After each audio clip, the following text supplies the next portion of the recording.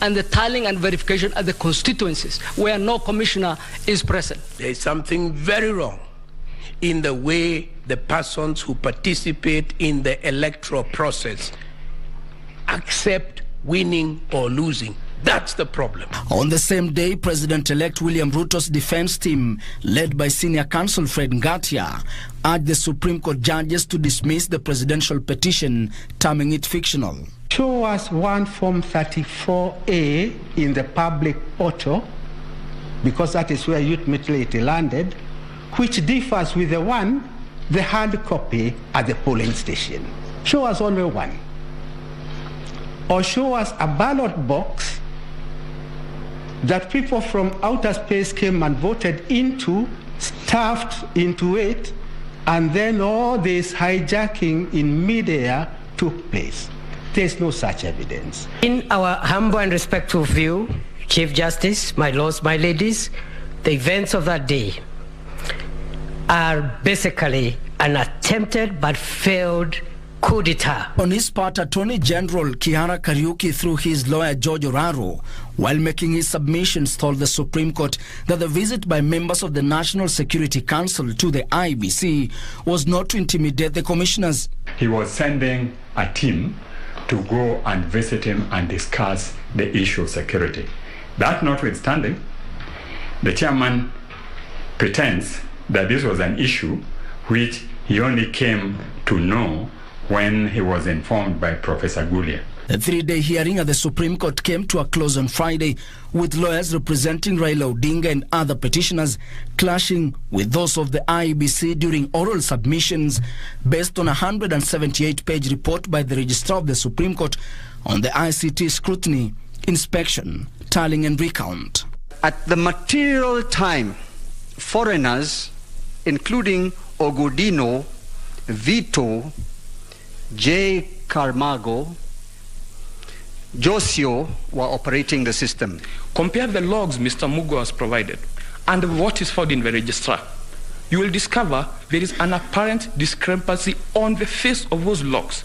Nothing put on the slideshow is in the registrar's report.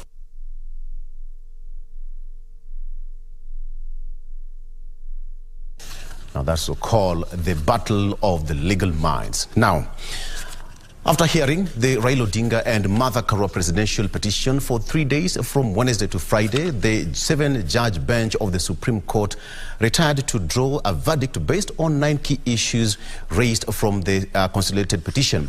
Here is a summary of what the bench will rely on making a determination on the petition. All eyes will be focused on the Chief Justice Martha Koome-led 7-judge bench on Monday for the much-awaited verdict on the disputed presidential election. We will deliver our judgment on Monday the 5th, but we'll give you notice indicating the exact time when that will be done. It will definitely be on Monday. The bench is expected to make a determination on whether to annul or affirm the election of President-elect William Ruto as head of state based on 9 issues singled out by the court.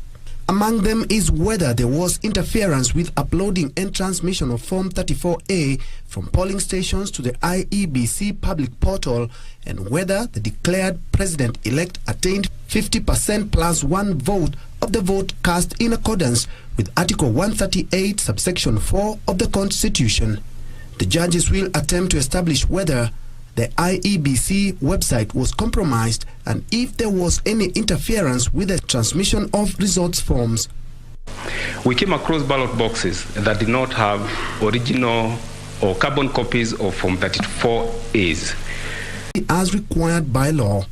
The parties in the petition also made arguments and presentations in the scrutiny report ordered by the court on access of IEBC servers, as well as a recount of 41 ballot boxes from 15 polling stations. The session also gave parties a chance to answer questions that had been previously asked by the judges, as well as those that were asked as a follow-up to some of the presentations and arguments made by the parties on Friday. Let us not worry too much about written reports, who has served who. You're letting the court know what you think of the exercise so that we can take those submissions into consideration. And that should apply to all the other parties.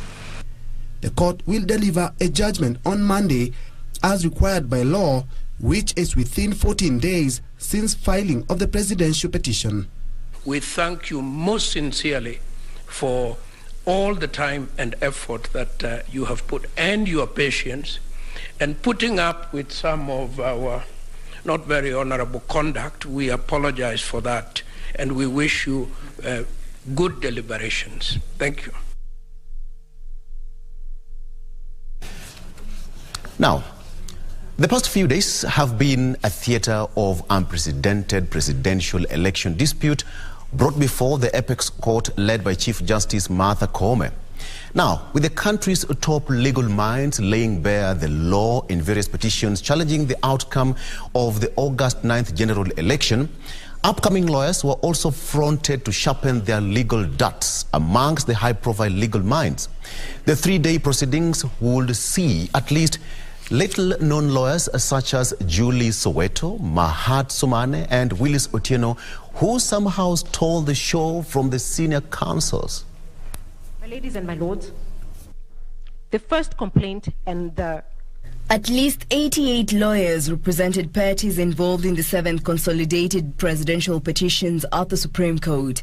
The main protagonist in the 3rd presidential petition since the promulgation of the 2010 Constitution were Azimio la Umoja One Kenya presidential candidate Raila Odinga, President-elect William Ruto, and the Independent Electoral and Boundaries Commission. The Attorney General was also named as a defendant.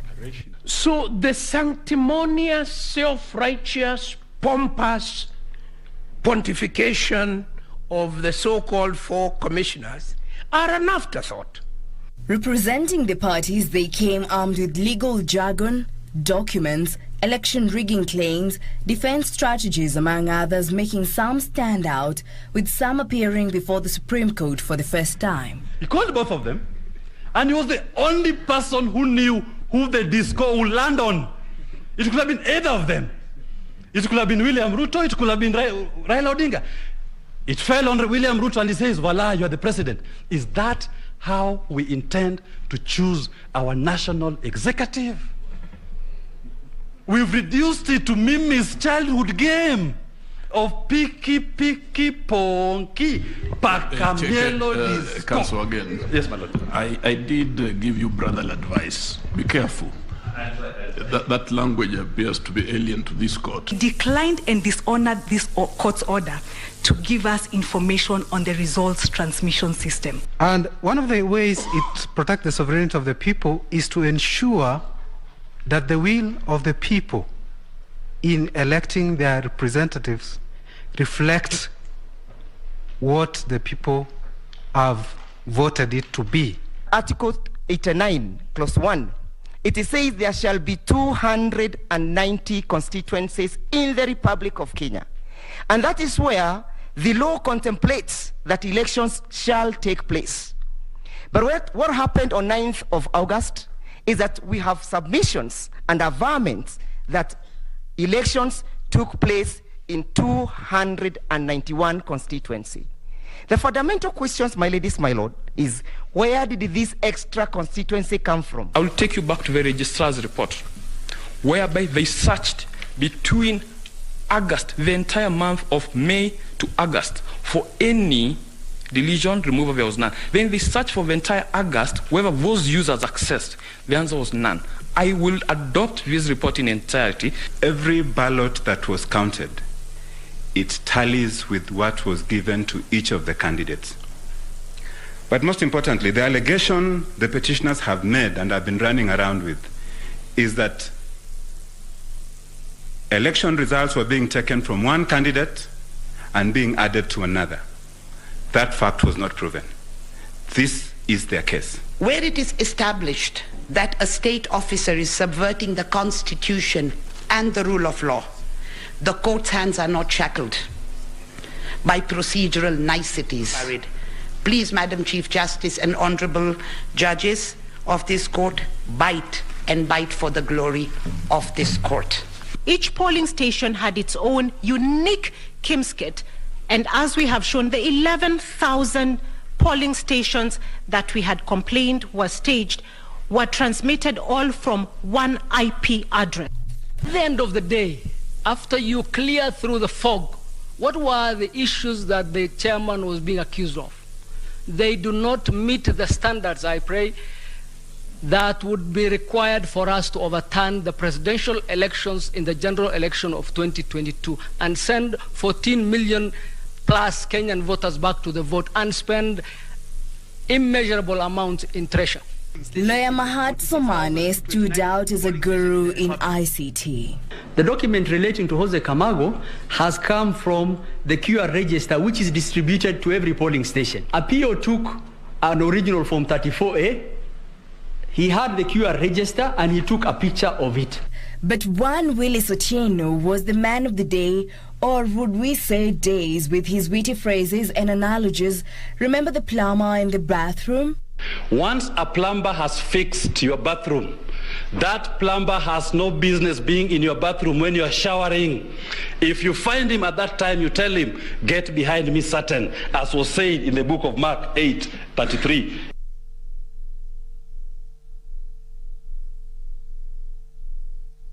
That is Willis Otieno there, Piki Ponki, and now the plumber. All right. At every election cycle, the Independent Electoral and Boundaries Commission, that is IBC, has found itself in a credibility crisis, perceived or real, in the management of the presidential election. Now, in the last 3 general elections, the crisis has ultimately ended up before the Supreme Court judges. Richard Munga now takes us through the roller coaster of the presidential election and petitions, and how, on the flip side, the cases have sought in strengthening the electoral rules and processes. Presidential election petition, a staple in every general election in Kenya.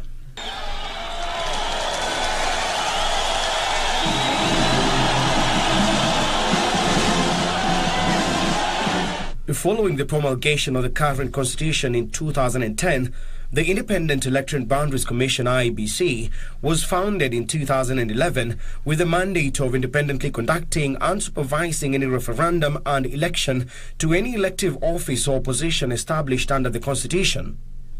Since IEBC started overseeing elections in 2013, the country has witnessed 3 presidential election petitions arising from the 3 general elections held so far. Let's take a trip down memory lane. It is late 2011. President Moi Kibaki appoints Ahmed Isaac Hassan to head the IEBC. Having been appointed the chairperson. Alongside him, Kibaki appointed other commissioners: Yusuf Abdurrahman Nzibo, Muhammad Alawi Hussein, Abdullahi Sharawe, Lilian Mahiri Zaja, Thomas Letangule, Joyce Muthoni Wangai, Albert Casmus Buire and Kule Galma Godana to be members of the IEBC. Ezra Chiloba was to serve on the commission as the CEO. The president also appointed Dr. Regina Gathoni Mwata and Saadi Abdikadir Mohammed to be members of the Commission on Administrative Justice. It was this team that oversaw the 2013 general election.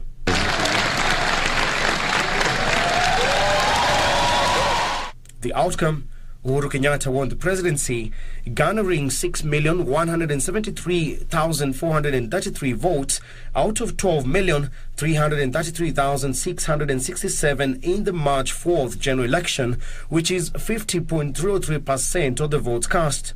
His closest competitor, Raila Odinga, would garner 5,340,546 votes, which represented 43.28% of the vote. The second outcome, however, would see Odinga head to the Supreme Court of Kenya to seek legal redress. The first petition contested the inclusion of rejected votes in the final tally, arguing that it had a distorting effect on the percentage votes won by each candidate.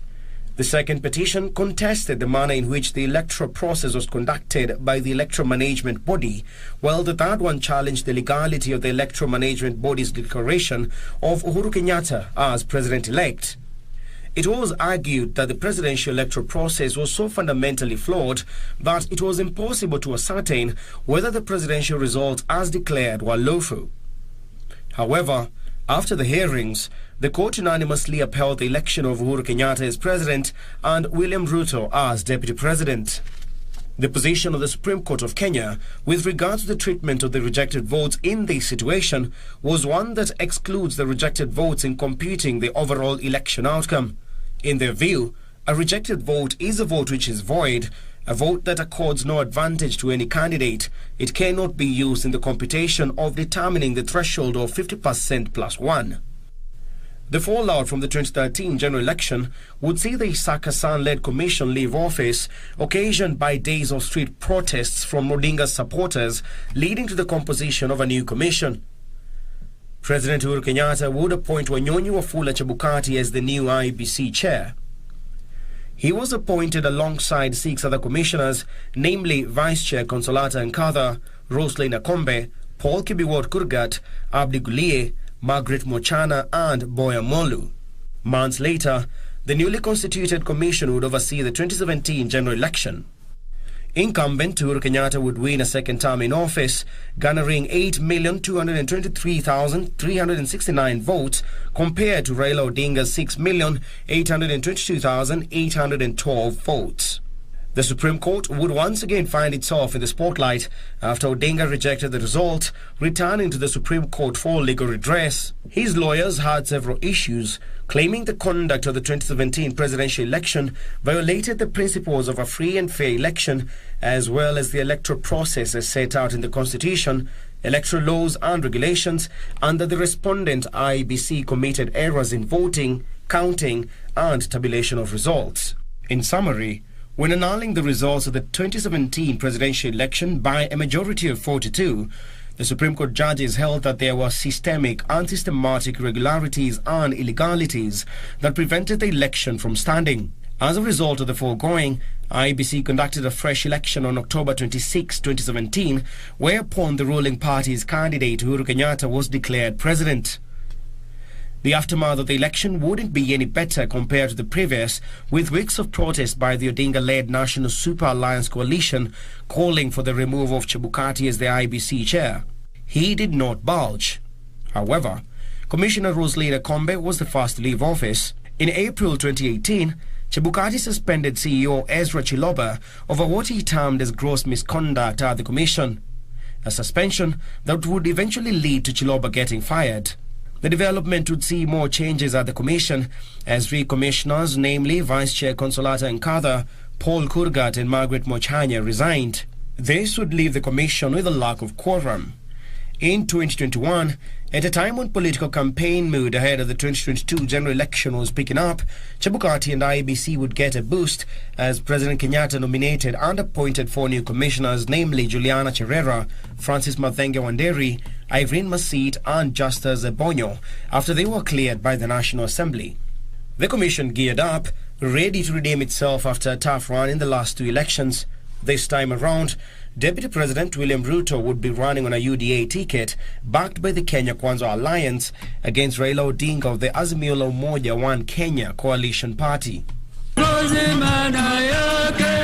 Hours before the president-elect was due to be announced, chaos ensued at the National Tallying Centre in Bomas of Kenya as the Azimio candidate camp protested, arguing that the planned announcement was premature. Already 4 of the commissioners had left in a half to address the media from the Serena Hotel, distancing themselves from the declaration the IEBC chair was about to make. After the scuffle at Bomas, Chebukati emerged and announced UDA presidential candidate William Ruto as the president-elect and Rigathi Gachagua the deputy president-elect. This would subsequently see Azimio la Umoja reject the result and a few days later heading to the Supreme Court to seek the indulgence of the Apex Court. Once again, petitioners' lawyers pointed their guns at the IEBC and chairman Wafula Chebukati. Tallying was carried out by the chairman alone.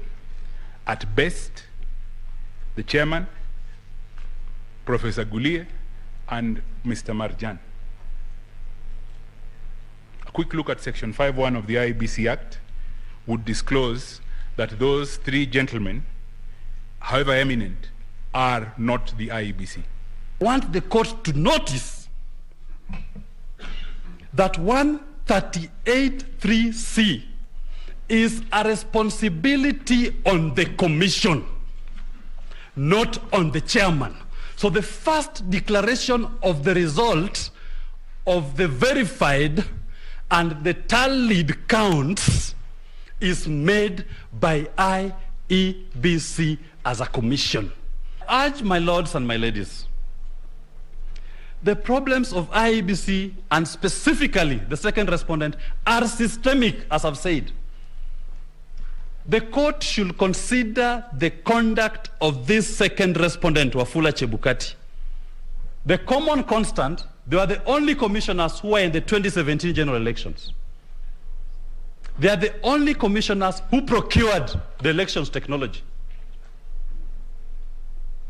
And they are the only commissioners again today who are dissenting. They are the minority commissioners who are trying to countermand a decision of the commission.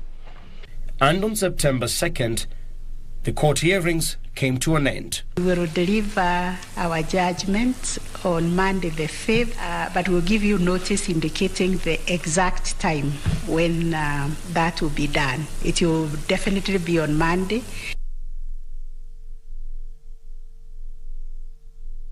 All right. Now, the presidential petition proceedings at the Supreme Court of Kenya literally gave every Kenyan a moment or two to update their vocabulary collection, with court jargons and quote flying left, right, and center, from constitutional matters to philosophy, and a free show of prowess by the learned friends. Anyone keen on learning had a field day. New words, quotes, and even phrases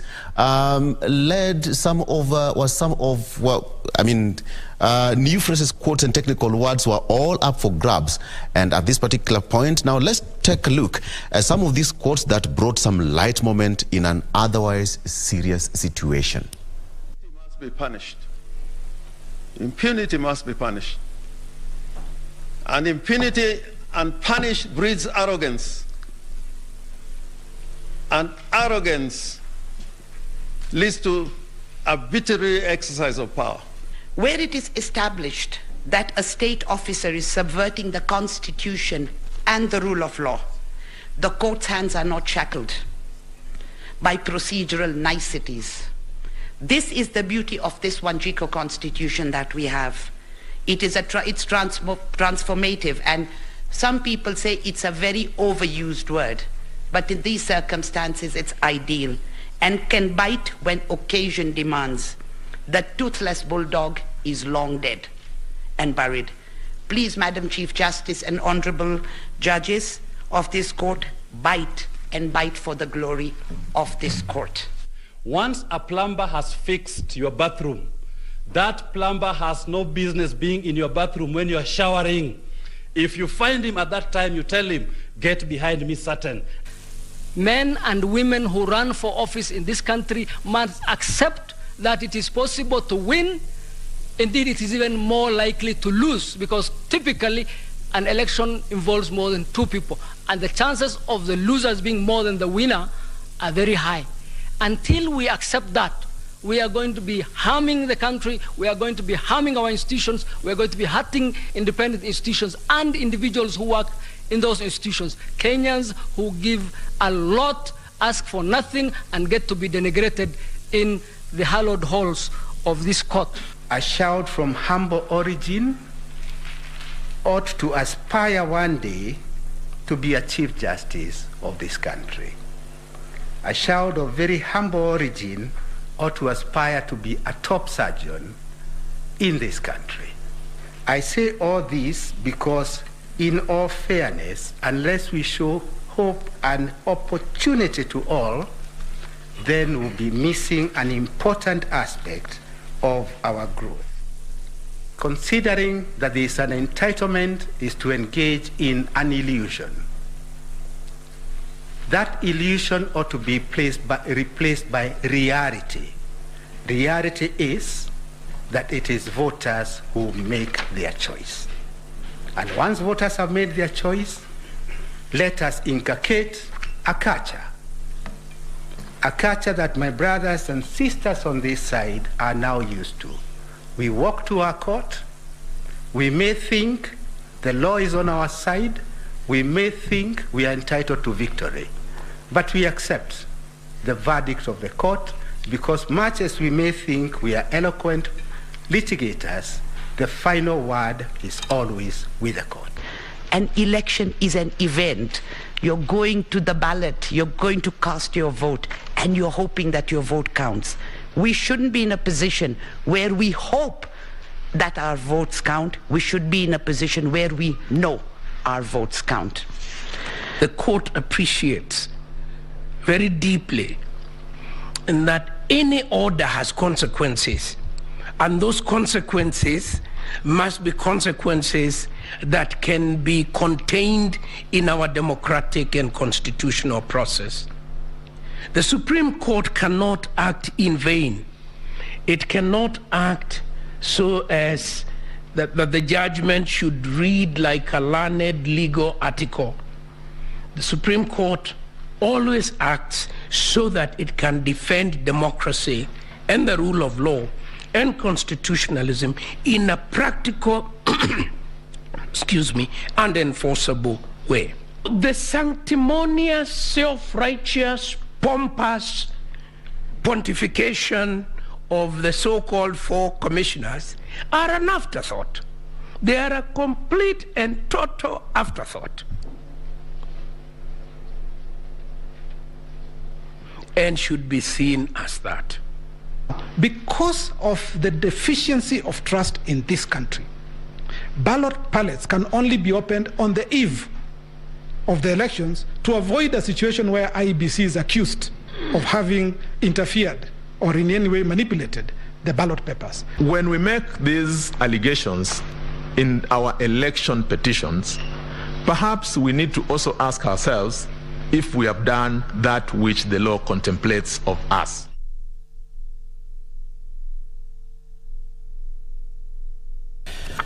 Now, whilst in most cases the proceedings are the court of law, it might be a dilemma to the layman owing to the legal jargon. This week's presidential petition at the Supreme Court was exceptional. The sophisticated terminologies by both the junior and senior counsels, as former Attorney General Professor Githu Muigai would address his colleagues, left many social media warriors awe-stricken. Now here is Teresa Mutahi with that moment that left netizens finding and gasping for space in the learned world. Whoever has ears, let them hear. The Supreme Court has shown us that you can also be a quote-unquote learned friend by quoting the Bible. An impressive Supreme Court session characterized by quotes, terminologies and metaphors that left keyboard warriors for once rethink about their self-imposed title, the keyboard warriors. And whoever can type, let them type. So the sanctimonious, self-righteous, pompous pontification. What are you saying? What is he saying? I am tweeted. Now these Supreme Court proceedings will school many. Sasa amicus curiae ni mnyama gani? John the Baptist, yani hamjui lakuna ni nini but mmenyamaza na mko sawa? Ha, laughing emoji. With the great battle came the great humor. Now we might want to further interrogate George Oraro's statement about Marjan Hussein, who walked into what exactly? Bedroom or boardroom, sir? Walked into the bedroom. Boardroom. Bedroom. But while we still dwell on the topic of walking into bedrooms and bathrooms, the Plumbers Association may have been caught in the crossfire during the Supreme Court proceeding. Lawyer Willis Otieno, who has surely gained traction this week with these witty remarks, had one more remarkable comment up his sleeve. A plumber who is in your bathroom when you're showering after fixing your shower is no longer a plumber, is a sexual offender. Lamek tweeted, Otieno yawa, finish them. Nick is just wondering, huyu Willis Otieno hutoa points zake sangapi? Karamindi, never a dull moment in this country. Willis Otieno, whom I should probably term as a content creator at this point, had a one-on-one with Justice Linaola when he thanked Justice Wanjala for not responding to his remarks. Thank Justice Wanjala today. He didn't respond when I did my monk. I donate my time back to the courts. Thank you. You also did not sweat, so we are okay. Maish tweeted, siwezi ambiwa hivyo. Sisebo, si poa. The glorious, it's a court of fun. The proceeding was not without love and care for a friend from the neighborhood. Professor Githu Muigai may have stepped in for his learned friend Orengo, saying he needs his lunch for he is heckling. My learned friend, Mr. Orengo, needs his lunch now. He's heckling. Samuel tweeted, the relationship between Professor Githu and Orengo is mesmerizing. Martin, Professor never disappoints. Fishware, apewe soda na mkate. Chai! Chai! But as we await the court's final verdict this Monday, let's sit and enjoy Willis Otieno's Piki Piki Ponki episode, which has lit wildfires on the social media realm. Piki Piki Ponki, Piki Piki Ponki,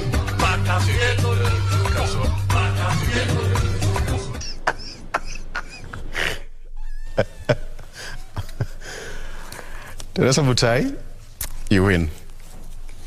Okay, now the Kenya Conference of Catholic Bishops is now calling on Kenyan political class to refrain from inciting the country and against violence and accept the Supreme Court verdict that is set to be delivered today. KCCB Chair Archbishop Martin Kivuva is calling on Kenyans to pray for the 7 bench judges as they make the long-awaited judgment that will either uphold or dismiss the election of Dr. William Ruto. To do. As the country anxiously awaits the fate of the presidential election petition, whose verdict will be delivered on Monday,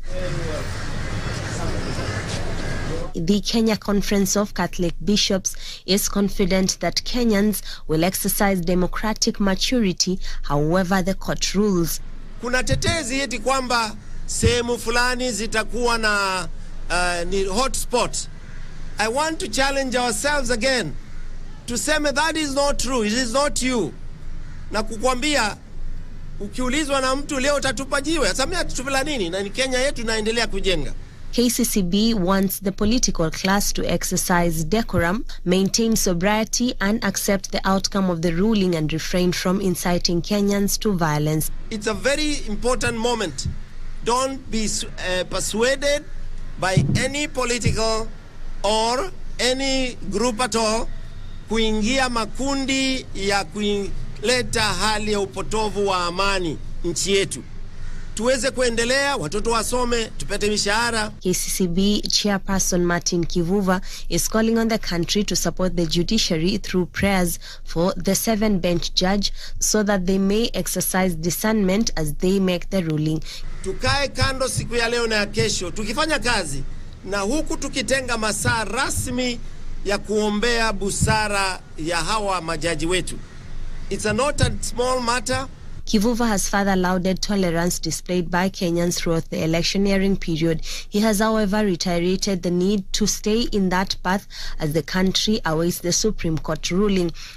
If we mess it up, we have many examples around us who have messed their democracy, who have messed up their democracy in such a way that their countries have become a difficult place to live in. Speaking at the Holy Cathedral in Mombasa, Kivuva, however, condemned the unorthodox means employed by some IEBC officials in the just concluded general polls as exposed during the hearing. Kivuva has urged the electoral body to stand for truth as they dispense their duties. Even when somebody will try to bribe you, when somebody wants to dissuade you doing the truth, it is your responsibility to internally say, sorry, no, I'm not going to do it. Stand for the truth like Christ did. Juni Karisambele from Mombasa County.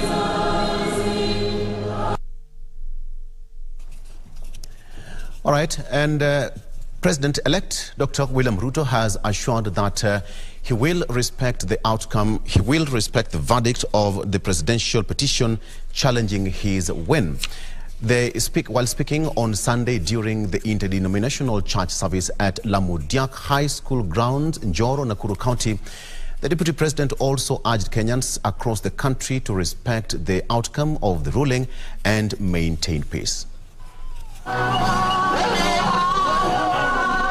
President-elect William Ruto and other leaders of Kenya Kwanza had on Sunday graced an interdenominational church service at Lamudiak High School grounds.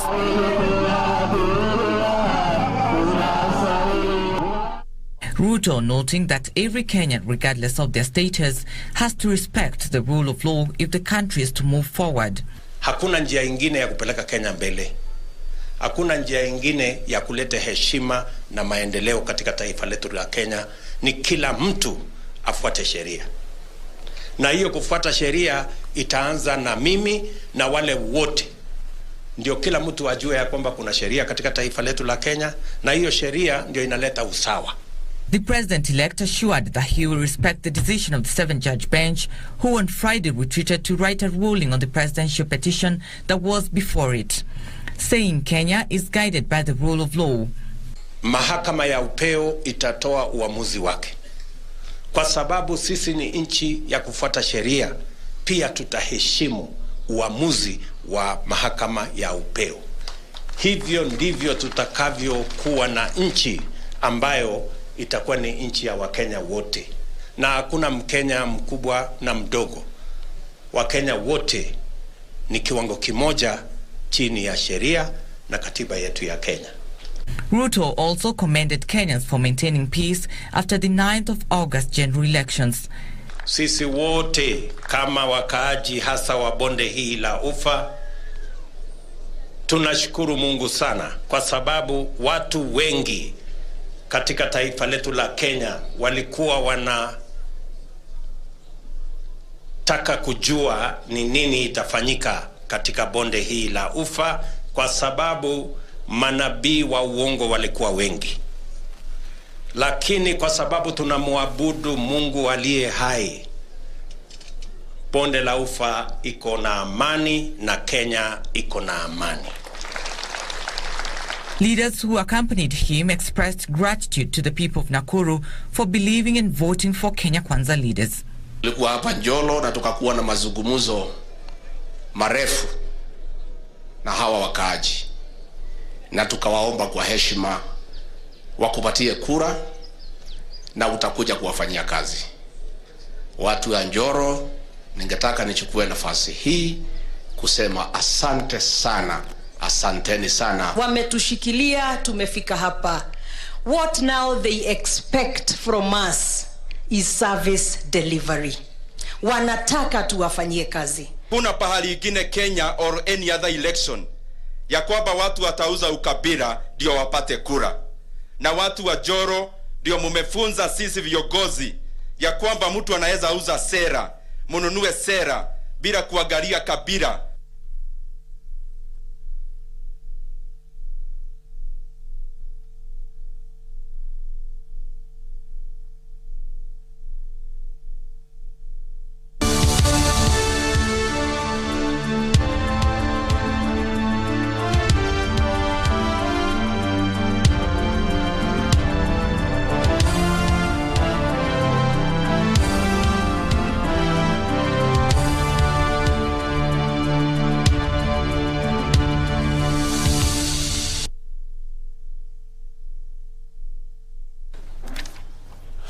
Good morning and a warm welcome. This is Good Morning Kenya, and just in case you joined us, we are keeping a keen eye on the Supreme Judgment. Today is Judgment Day, and also if you look at the dailies, they are all talking about what we expect in the next couple of hours or so. Remember, the Apex Court is expected to give a judgment today. I've seen a lot of people talking about ruling. No, today we are waiting for the ultimate judgment in regard to the presidential petition. And after a week of court sessions, hearing, and also housekeeping. Today we are expecting Chief Justice Martha Koome, together with her 6 judges as well, to also tell us exactly what transpired in regards to the presidential nullification or affirmation today. And of course, today, the whole day, we will be here keeping a keen eye on the happenings at the Supreme Court. We have a panel of experts who will be introducing very, very soon, who will help us in delving into matters the Supreme Court and the Supreme Petition. Well, let's first have a look at what is transpiring in the dailies. This is the Daily Nation, where the headlines talks about Porto versus the process. And they're talking about David Maraga historic 2017 ruling annulling Kenyatta's election victory was grounded not in proof of actual rigging, but in a finding of so many things wrong with conduct of the polls that the results could not stand. Today, Martha Koome's bench also faces the same question as it sits to decide whether Raila Odinga once again has a case. And looking at what they have been talking about has been highlighted there. Raila's claims William Ruto did not get the 50+1 threshold. The voter turnout figures were a moving target. Just as his lawyers talked about, Chebukati ran a one-man show and excluded commissioners in tallying and verification, postponement of polls in 8 electoral areas, suppressed votes in Azimio strongholds. Well, Chebukati is talking about election was conducted strictly in compliance with the court's guidelines, constitution and laws. National returning officer role exists, affirmed by Supreme Court in 2017, talking about he is the one mandated by the constitution to give that declarations. Polls technology was not interfered with, hacked or tampered with, and William Ruto attained the 50+1 vote threshold. That is Chebukati call. And on the other side, we have Ruto's defense, who said, I won fairly in a free, fair, transparent, accountable and verifiable election. There's no evidence of polls technology tampering or votes deduction from Raila. The August 15 bombers chaos was an attempted but failed coup d'etat, and Raila presented false digital logs to argue his case. A lot has been bundled up in the first page, but going to the second page, Supreme verdict, what ruling will give Apex Court give? We are expecting that, and that continues. Another thing that has come up in regards to this is the security. If you have been to the Nairobi CBD and its environs, you will notice that there's quite some security. And other than the security is that things are kind of moving in a slow way, but it's expected every time that we have something quite big in the capital, Nairobi, things kind of move a little bit slower, but there have been a lot of police trucks in the CBD and also in the outskirts, just to ensure that we have a peaceful day today in regards to that judgment. And I remember we were talking with Wakili a little bit earlier, talking about today is the affirmation of a win or a loss for one of the parties, and so security has to be beefed up. All the roads leading to the Supreme Court of Kenya, that is Chief Justice Martha Koome. She was born in 1960 in Kithiu village of Meru district. Back then we used to have districts, we never used to have counties. That was in the 1960. That was 3 years before we achieved or we attained our independence or self-rule from the British. And so in 1986, that is about he graduated with a Bachelor's of Law from the University of Nairobi, and in 1987 he was admitted to the bar to be an advocate of the High Court after going through the Kenya School of Law, which is mandatory for any lawyer practicing in Kenya. And in 2010, she graduated with a Master's of Laws in Public International Law from the University of London. And why this day is very critical, remember, this is the day that Kenya promulgated its constitution, and she was a member, or she played a critical role in ensuring that this constitution was delivered in 2010. In 1988, she began her legal career as an associate of Madenge and Mushemi advocates here in Nairobi. And in 1993, she started her own law firm, that is Martha Koome and Company Advocates, and she became a managing partner in 2003. She was going to serve that position for another 10 years, and in, from 1993 to 2003. So in 1996, she served as a council member of the Law Society of Kenya. She's one of the people who is credited with bringing the vibrancy of the Law Society of Kenya with, among others, Gitobui Manyora and other people, you know, who were critical in shaping the legal fraternity in this country. And she partnered with many other people, including the senior counsel, Paul Moite, who we just saw the other day. And so she has quite a big profile there. And she has also served as a chairperson of the Federation of Women Lawyers, FIDA, where she was important. Before you continue giving us, the bios of the 7 judges there, just to point to some of the pictures of what is happening at the Supreme Court. We see various councils have already started, arriving at the Milimani. Those are just live pictures that are coming to you there. Well, as you can see, we are less than 1 hour away from the delivery of that judgment. We have tried to just do a preempt. What are we likely to see? And from our eminent panel that we have in our studio is that there are only 2 ways that this could go. It's either a nullification or the election is upheld. And we all know if it's... we are looking at the upholding of that particular election, then we have 13th is the date, so to speak, for a swearing in. However, in the event of a nullification, we are likely to be looking at, in legal terms, either a rerun or a runoff, so to speak, one including the the petitioner and the main respondent there, that being President-elect William Ruto and Azimio flag bearer Raila Amolo Odinga, or well, the other might include the rest of the 4 candidates. But we are waiting to see. It's under an hour and we're here. Now back to you, O'Brien. Oh, absolutely, and that's what we are doing here. We just we are in studio. We are at the Milimani Law Courts just to observe what is happening there, and so we'll be crisscrossing over these critical places so that we can keep you updated on what's happening there. So we are still going through the profile of the President of the Supreme Court of Kenya, that is Chief Justice Martha Karambu Koome. And so in 2012, she was elected the chairperson of Kenya Magistrate and Judges Association. And fast forward in 2021, she was shortlisted for the Chief Justice position to replace David Maraga, whose tenure came to an end. And apparently, she managed to clinch the position, becoming her nomination was actually approved by the Parliament Committee on Legal Affairs, and she became the 15th Chief Justice and the first female to occupy that office in independent Kenya. So in 2021, the Justice and Legal Affairs Committee, as I told you, vetted her and recommended her. And so President Kenyatta appointed her as she took her oath of office at State House in Nairobi on May 21st, 2021.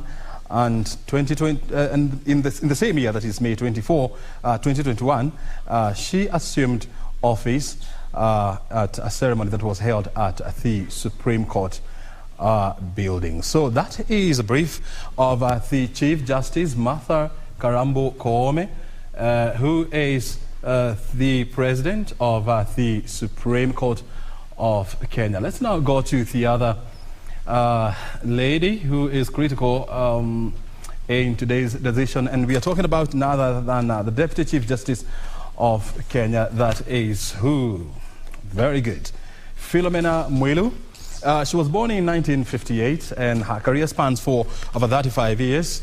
In 1984, she began practicing law in Muthoga, Gaturu and Company, and later transferred to Mutunga and Company Advocates. In 1991 to 1997, she was a senior legal manager at Jubilee Insurance Company, serving in that capacity from 1999 to 2000. She was a board secretary of the Electricity Regulatory Board of Kenya, which actually was succeeded by the Energy and Petroleum Regulatory Authority. In 2006 to 2007, she was the deputy chairperson of the Energy Tribunal. And in 2007, she was a board director of Nairobi Water and Sewerage Company. In 2008, she was appointed High Court judge, first serving in the Commercial Court Division in Nairobi and later moved to the High Court in Eldoret. In January of 2012, she was appointed the head of the Environment and Land Division of the High Court. In October 2016, she was shortlisted for the position of Deputy Chief Justice of Kenya after the holder of the position, Justice Kalpana Rawal, attained retirement age of 70 years. Justice Mwilu emerged tops in the interviews, and the Judicial Services Commission picked her to hold the office of the Deputy Chief Justice. In 2017, she was part of the 7-judge Supreme Court bench that had and determined the 2017 presidential election, which was headed by Justice David Maraga, who retired. And of course, the court nullified President Uhuru Kenyatta's re-election and ordered for a rerun. Now, O'Brien, before you actually wind up there and just giving us a feel of exactly who is going to be or who is forming the 7-judge bench, so to speak. Well, let's take you down to Mombasa County, where we're joined by our very own Junaid Karisa to bring us up to speed with what is happening as Kenyans await that particular verdict on the presidential petition. Good afternoon. It's still morning. Junaid, how are you? Good morning, Regina. I'm at the Kenya Ferry Likoni crossing channel, and I'm joined by the residents just to give me a feel of their expectations upon the 12 noon verdict by the judgment by the Supreme Court. Tueleze tu unaitwa nani na matarajio yako ni yapi pole? Nataka nishukuru kwa nafasi hii kwa majina. Nathan Mokaya. Naomba kwamba yale matokeo tunayongoja kutoka kwa Supreme Court, uamuzi ule utakao toka uwe wa haki na kweli, si haki ya mwanadamu bali haki na kweli ya kutoka juu mbinguni. Tutashukuru na kuipokea na kuendelea mbele. Ungewahimiza Wakenya nini wanaposubiri? Wakenya wawe na amani na utulivu. Wakenya msibabaike kwenda kukimbia barabarani. Wanasiasa ni marafiki kule wako, na sisi tubaki kuwa marafiki hapa chini, tuendeleze Kenya yetu mbele. Sawa, asante. Karibu sana dadi. Tueleze tu waitwa nani na matarajio yako leo ni yapi? Mimi naitwa Mr. Jabeso Kwany.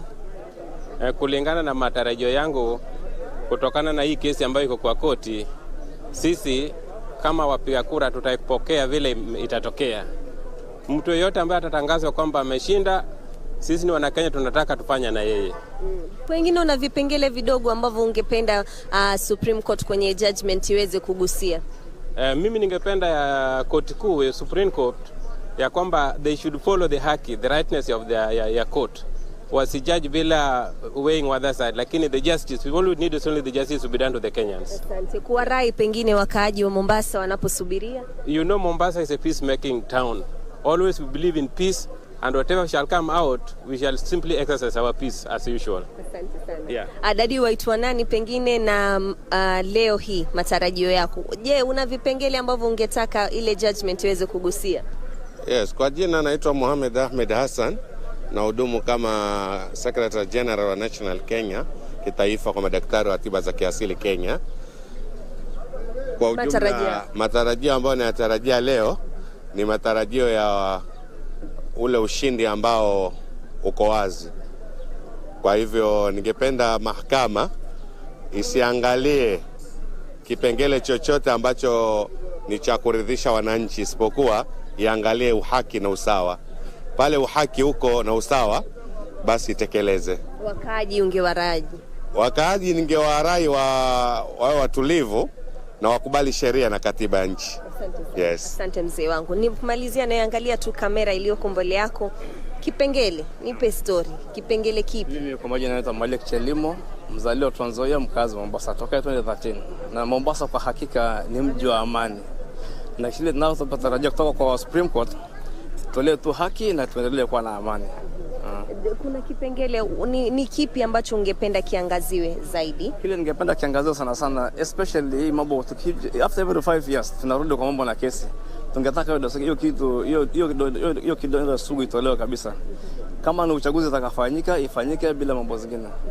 Huenda kesi ikasema kwamba pengine rais na naibu wa rais hakushinda na pengine kuna uchaguzi mwingine. Wewe ungeweza kulipokeleaje jambo? Tuko tayari kwa vyote vile, maana mahakama ya upeo na mahakama ya mwisho, na tutapokea kwa njia yote inayofaa. Asante sana dadi. Asante sana. Waitwa nani? Naitwa Jackson, mkazi wa Mombasa na kiongozi wa vijana. Tupe matarajio ya kwanza, nipe story.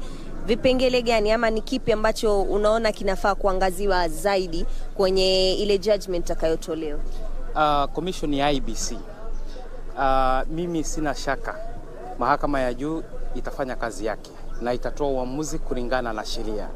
Sisi kama wa Kenya tuko tayari kupokea uamuzi wowote ule ambao mahakama ya juu itatupatia sisi kama wa Kenya. Je, unaona kwa mtazamo wako IBC ilifanya mukshili yote? Kulingana na mimi commission ya IBC ilifanya kazi yake. Sasa hizi zingine mimi naona ni kama ni commission tu ilifanya kazi yake kama vile commission yote ile inafanya kazi. Nruhusu wa mwisho, dadi waitwa nani? Na kuona na mzigo kweli, pole kwa kuchoka, jua ni kali kweli. Naomba uangalie kamera tu iliyoko mbele yako. Waitwa nani na leo watarajia vipi mambo na Supreme Court? Mimi naitwa Paul Akelo Barasa. Na matarajio yangu katika Supreme Court na tarajia ile uamuzi wa court ndio mimi nitafuata, kwa sababu sisi hapa nje tulimalize. Imebaki mambo ya court. Supreme Court ikitoa uamuzi, sisi kama wananchi tufuate. Tusije tukawatoa wafujo, kwa sababu hali ya Kenya ni hali ngumu dada. Himizo lako la amani pengine kwa wakaaji wanaposubiri hiyo judgment saa 6 kamili? Mimi naomba wananchi wenzangu wawe wapole, kwa sababu hali ya Kenya yetu imeharibika. Sisi tusije tukatoa uamuzi ubaya ile hali koti imemaliza. Asante sana. Hayo tu dadi, pengine unamalizia wito wako? Mimi nakubaliana na huyu mwenzangu. Nataka iwe uchaguzi hiyo uamuzi iwe ya watu wana imani wa amani na wakubali uamuzi utakayotokea. Pande huu ama pande wale wataambiwa ni wao, mwingine akubali matokeo. Asante dadi kwa kutuongelesha. Hayo tu ni matamshi tu ya wakaaji wa hapa katika county ya Mombasa. Their clarion call still remains peace for most of the residents of Mombasa. So we have been just walking over, just getting a feel of how the business community is looking like here in Mombasa County. Most businesses have opened, give it like 80% of the businesses in Mombasa have reopened and are waiting, of course, how the day unfolds when it comes to that verdict. And life is as normal as it can be. The normalcy here is being experienced as normal as it can be, and they're just waiting, and hopefully that most of the judgment that will be delivered will be in their favor. This is a cosmopolitan town. It has been perceived as an ODM stronghold. However, we have seen that the peace has been maintained since the August 9th general election results were relayed, and we are expecting that even after today's ruling, the same peace will be upheld. So back to you in studio, Regina, as I continue to have a chit chat with the residents of Mombasa.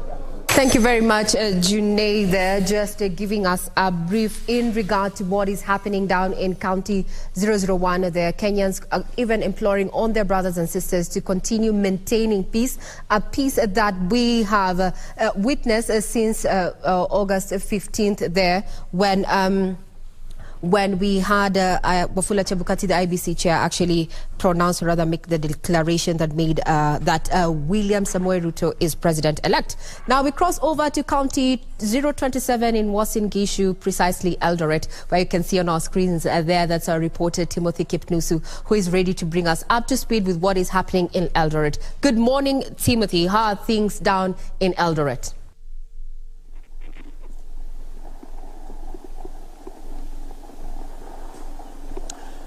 A very good morning to you, Regina Manyora, there at the Broadcasting House. Yes, indeed, I'm coming to you live from Uasin Gishu County. This is the home county of the Deputy President, the President-elect William Samoei Arap Ruto. And we have been traversing a number of places here in Aldrich, and generally the area is calm, but a number of residents are waiting with bated breath to understand what will be the verdict from the 7-judge bench. Remember that 349,863 residents of Uasin Gishu went to the ballot to elect their leaders, and William Samara Ruto garnered 272,868 votes, with his closest competitor Raila Amolo Odinga getting 76,009 votes among the 506,138 registered voters from Uasin Gishu County. And generally, they are just waiting to get to understand what will be the verdict. A number of them say that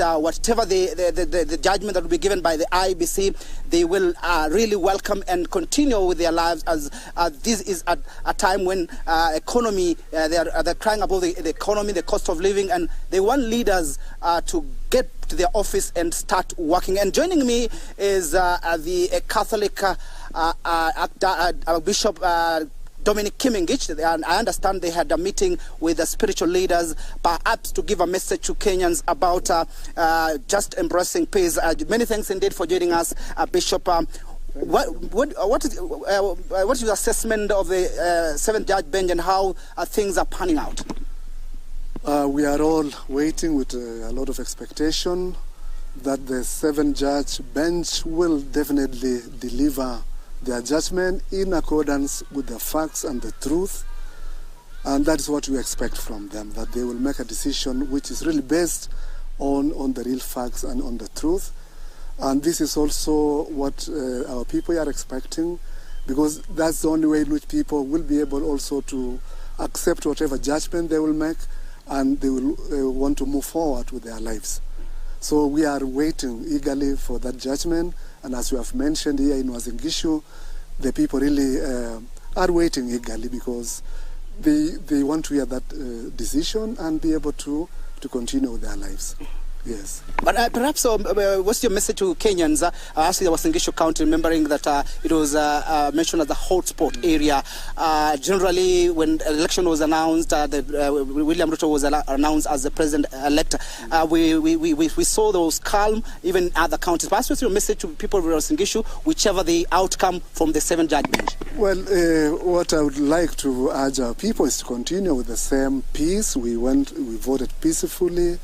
We waited for the tallying, we got the results in a very peaceful manner.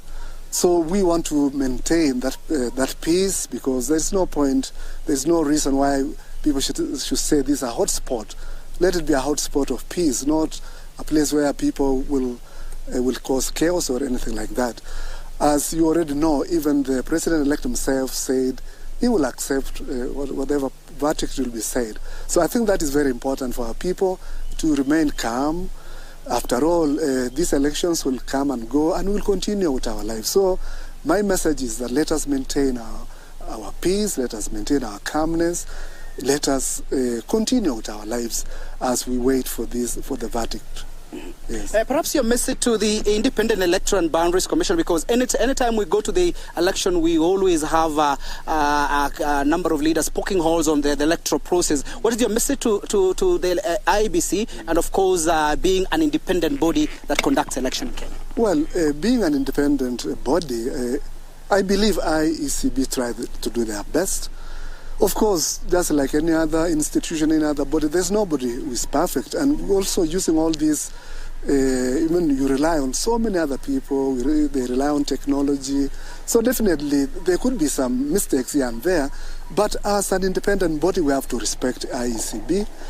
And if there are reasons, major reasons why maybe they didn't do their work, then that should be looked at. But as an independent body, we have to respect IECB and let them continue with the mandate which Kenyans have given them to conduct general elections. Mm-hmm. Yeah. Perhaps your parting shot?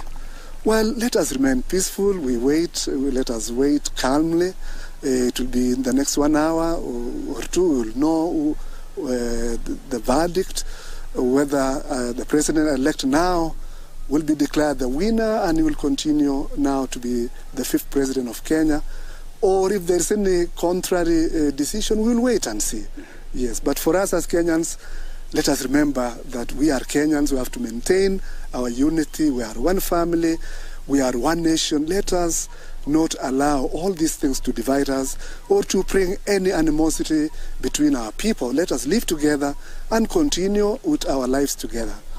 Yes. Many thanks indeed for talking to us, KBC Channel 1. There you have it, Regina. That is Dominic Kimengich, the Catholic, Eldred Catholic Archbishop, just making his remarks concerning the wait-and-see situation from the seven-judge bench. And of course, the most important thing is that Kenyans should remain peaceful, whatever the outcome. If the seven-judge bench will annul or affirm the win of Deputy President or the President-elect William Samuel Arap Ruto. A number of residents say they are tired of waiting and they want to go back to business, and they are saying that whoever will be elected or whoever will be mentioned as the president or whatever, if they are going to the ballot again, they say they will really welcome that idea, just to ensure that we have the president. And the most important thing also they say is whoever becomes the president doesn't matter at all, but the leaders who have been elected down there, ranging from the governor, senator, woman member to the National Assembly, and the member of County Assembly, those are the people they are focusing on to ensure that they have development in this particular country. From me, Timothy Kipnusu, I hand you back to studio, Regina Manyara. Now, before I let you go, Timothy there, and I know you're going to be keeping tabs awaiting that particular verdict to be delivered at noon. A quick question to the bishop there. What is his take in regard to, the role that the church, or rather the religious sect has played in regard to the August 9th polls? Maybe you can just ask the bishop that question. We really wanted you. Are you related to the secularism? Well, we will be getting feedback in regard to what the bishop there has to say in as far as the conduct of the religious sect has had run up to the elections and even during the elections, and such at a time when we have heard from various denominations they are calling for Kenyans to remain peaceful as they have been. We will be getting to that. Now, some of the shots that you're seeing on screen are just live shots from Milimani there, where the Supreme Court anytime from now, actually exactly 32 minutes from now, is going to be delivering their verdict on the presidential judgment there. Now, to just give you a list, the petitioner, that is Azimio la Umoja One Kenya Coalition, had a list of 42 lawyers who were litigating on this matter, and they were led, this team, the legal team, was led by senior counsel and Governor-elect there, James Orengo. He led this particular team that comprises of Feroz Nurwarji, then Philip Murgo, as well as Okongo Mogeni. Also in that particular team, and I can see we have just seen Tom Omolo there actually cross over. This is part of the Azimio legal team there, 42 lawyers there contracted for this particular matter. Under the case management team, we had lawyer Paul Mwangi, we had Jackson Awele, Julie Soweto, Velma Mauri, Professor Shihanya, Fred Orego, Dan Manzo, as well as Tom Masharia there. Just a slide past there. We saw that is Dan Manzo there, who just crossed there in that particular screen. That is just some of the Azimio team of lawyers there. And as far as the Kenya Kwanza team is concerned, they contracted 54 lawyers in this particular petition, and they were led by senior counsel Fred Ngatia, leading a team of 4 first. That is Kioko Kilukumi, we had Kirago Githenji, and Professor Kithure Kindiki. Also, a part of the team, in as far as the case management aspect is concerned, included prominent counsels like Katwa Kigen. This particular team by Kenya Kwanza also featured ICT professionals there, just to look at, the 50. We had Raymond Bet, Edmond Kiprotich, Geoffrey Rono there, Geoffrey Koech, Duncan Kichamu, who is a statistician. And as we have seen in the dailies even that we have captured, that have been captured, and the headlines there is that it's been an issue around ICT-based, the process vis-a-vis the tally, and ICT has been adversely mentioned. What you're seeing is, I think, the team from the Kenya Kwanza team there, as well as Githu Mwegai there, former AG there, walking in with a team of councils there. And that particular had made some light moments, and we began this particular petition there. And those are some of the color that we saw as we continued the coverage of the supreme battle there, so to speak. Either way, in the next 29 minutes, we are likely to see, we are seeing Wajakoya there with his durag also joining in. You can see this, we are 29 minutes to go, and we are likely to know which way the axle is going to land in as far as the presidential petition 2022 is concerned. I would want to quote some legal councils there, what they have had to say in regard to, you know, how confident they are of a supreme victory. And I want to quote Mahat Somane. And he has been, very key in representing the IEBC there, and says there were no foreigners and no form displayed on the IEBC portal that was not the original, which includes security features. There's been conversation. What has been put on the IEBC portal? Is it a factual? Is it not? Is it a fake? And as by the end of Friday, we had several, hashtags trending on Twitter there, at least so to speak, about Jose Camago there, who apparently was a name that was adversely mentioned during that particular petition. I'd also want to quote George Morogo, who said that IEBC chairman has made considerations of his staff who are facing arrests and intimidation and decided not to wait another day. This was a question in which IEBC chair Wafula Chebukati found himself the crux, so to speak, in regard to the challenge in the manner in which he made the declaration after the August 9th polls. Now, Zerhabu Johan Mohammed said the Constitution talks about the commission, not the commissioners or the chairperson. He cannot be equal than others. That's a question in regard to matters of the IEBC and way forward. And we have our guests here who have been chipping in and giving their views in regard which way forward as far as IEBC is concerned. And I'm talking about constitutional lawyer Shadrach Wamboi, as well as Gibson Gesore there. The question of IEBC, is this where we draw the line? Are we going to change in as far as the electoral law is concerned?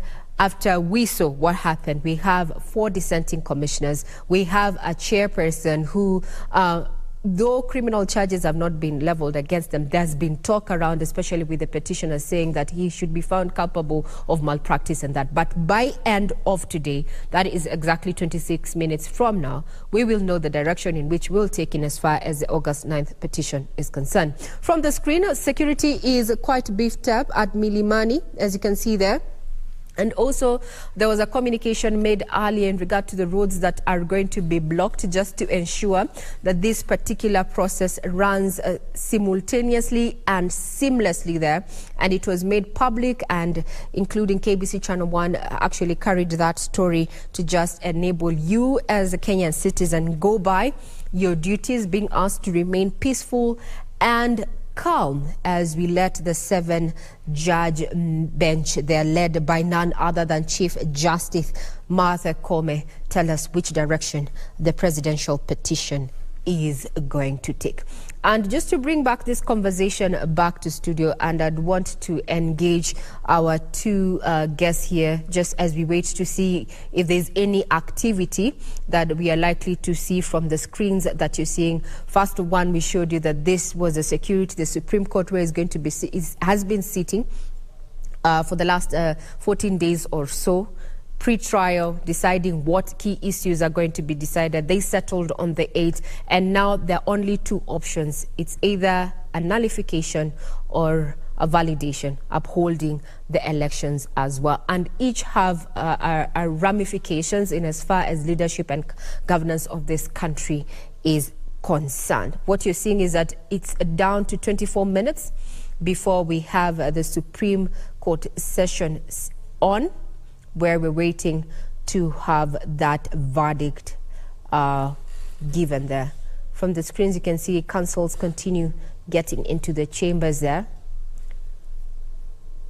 This was quite a petition, so to speak, each side not taking any chances there with first petition and second petitioner there, hiring at least 42 lawyers led by senior counsel James Orengo there, while on the other side, one of the respondents, that is Kenya Kwanza there, engaged 54 lawyers led by senior counsel Fred Ngatia there. And we have been treated to quite legal matters, so to speak, having to learn a little bit of legalese during this time. Now, I want to bring back the conversation, but we'll continue keeping tabs on what is happening there at the Supreme Court and also looking at the security between the CBD. What our reporters on ground have shown right now is that it's business as usual, though a majority of Kenyans are not within the central business district. A majority of them, I am guessing, they're either home just waiting to see what is going to happen after noon or at noon. Now, Gibson Gesore as well as Shadrach Wamboi. I'd want to pick your brains in regard to what is in your opinion, let's start off with you, Gibson Gesore.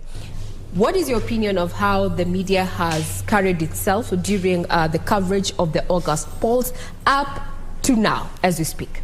Do you think we have done a fine job in comparison, especially to 2007, 2008, and 2017?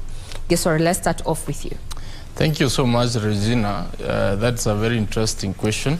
The media has really done a good job. Done a good job in a sense that they have been part of the partnership in this electoral process, trying to bring the nitty-gritties or the information as it comes from the IBC or wherever it's happening. And that is something we need to actually shine light upon and say that people have spent tireless, quite a big amount of time trying to cover the election. I remember you were at Bomas, you never slept, you were telling me how tedious it was. It means that's a sacrifice you gave so that we could get the news of what was happening from the tallying center.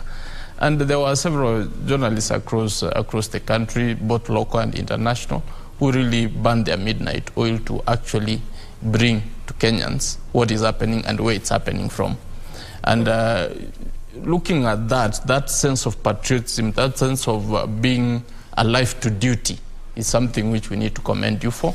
And we ask that you don't look back on that, because we really count on you so that we can be able to know or hold the government accountable, IBC accountable, and actually for news. Those are very important aspects, because once you have that, they say information is power, and you actually relay that in the best way possible. Thank you for that vote of confidence. Before I hand over to, Shadrach Wamboi to give us, his thoughts in regards to media coverage of the election to now. What you're seeing on screen is that this is the inside of the Supreme Court, the makeshift court area from Milimani, where we are expecting any minute from now. It is down to 21 minutes to noon there. We're expecting that the 7-judge bench led by Martha Koome there, the Chief Justice Martha Koome, is going to be sitting and will be delivering its verdict in regard to the August presidential petition there. What you're seeing on your screen, we're seeing some counsels there from the Kenya Kwanza team. We're seeing Professor Kithure Kindiki there, as well as IBC lawyer Mahamat Somane there, who's been very vocal in defending the IEBC, saying that there were all the forms that were displayed by the IBC portals were all original there. Also further on, I think I can see a lawyer there, Paul Mwangi, I'm not too sure, but we are going to be keeping tabs on that. And as you can see, we are seeing more councils just access the hall in which we are waiting to see, or rather where the verdict is going to be delivered from. Remember, this is the Supreme Court, the apex court of the land, and the decision that is going to be rendered in there is going to be final. And also some light moments there. You see Professor Wajakoya there. George Wajakoya is among counsels who are at the Supreme Court there, and he was among the candidates eyeing the top seat in this August polls there under the Roots party. But with the numbers there, he failed to clinch that. But we will get to know if at all the Supreme Court decides that this, to uphold this election, would say that he failed to clinch the requisite votes that were required to declare him the president, so to speak. We are waiting to see, given the constitutional timelines. Actually, with the 7-judge bench sitting at noon to deliver that particular judgment. If you go back to the time, go back in time, as per the Constitution, we are looking at around 7 days, so to speak, 14 days there. So they're exactly 2 hours before the 2 p.m. deadline. Now, Shadrach Wamboi, who is a constitutional lawyer, what is your take in regard to the coverage that the media has given the August polls, pre and up to date as we are? Well, to be fair to the media, I think on an average of 10, I will give the media 7, so that it also gives the media some room for improvement. but as far as timely reporting is concerned, I think the media has done a splendid job. It has done a splendid job as regards a balanced, reporting of issues when it comes to, matters as they are happening. But I think one thing that probably is something that we should look forward to, it's investigative journalism, so that there has been some concerns. There has been some issues about, we begin with the stalemate that we experienced between the commissioners. Perhaps we will have relied even more from the media to establish really what was the problem. Is what Chebukati has been saying really the truth, or is there something more than what is meeting the eye? So probably I think going over and above what has been quite apparent. I think the media has in the previous past told us or taught us so many things from the use of their cameras. But I think moving forward, there is always some room for improvement in everything that we do. Even with the splendid job that you people have done, the future is still ripe for exploiting other avenues or other opportunities. We need to establish so many things other than what we've been seeing just on TV. We've been seeing, some plays, people playing. We need to also get a cover of what is this that has been happening behind the scenes, so that we are treated to more. And I think this is something that we live with you. All is not lost. There is still an opportunity where you can tell us, probably, or give us, a panoramic view of what has been transpiring behind the scenes that we have not seen so far. Now, that is in regard, those are your views in regard to, how the local media has covered the August polls up to this point. Maybe as I want to rope in my colleague Ben Troy in regard to, what we're expecting in the next 16 minutes or so. How does it compare when it comes to coverage of elections between the local media vis-a-vis the international media? Because there's a conversation that is currently ongoing online that there's a lot of anticipation, and it's all not good. It's actually negative, portrayal of Kenya and this particular situation we find ourselves by a section of international media outlets. Indeed. And Ray, let me pick it from where you started out when you talked about how the media has carried itself through all the electoral process and through the petition itself. Yeah. And you bear me witness that a lot of Kenyans talked about media letting Kenyans down the day that we started tallying the results. We did a very good presidential and gubernatorial debates, but we were not as united or as one cohesive unit when it came to the tallying process, and which would have helped a lot of Kenyans cool their nerves. But away from that, the election itself and the petition, I would say we as media have carried ourselves in the best way so far. In the great words of Wakili here, is that we still have some room to improve as based to how we cover and how we write our report. Because looking at what we see the same thing, but at the end of the day, when we go down to write our stories, sometimes you find some discrepancies here and there. That said, the media also will be keen, and Kenyans will be keen to see how after this we do carry ourselves, because at the end of the day, you have had America talk about it, many countries, but they have to rely on the media, because if we don't show it, if we don't write it, if we don't present it out there, no one will know exactly what is happening in the country. And still on the same, and I think this is something that we can have a discussion on, an interesting read written by a journalist talking about the presidential petition. Raila Odinga has been a perennial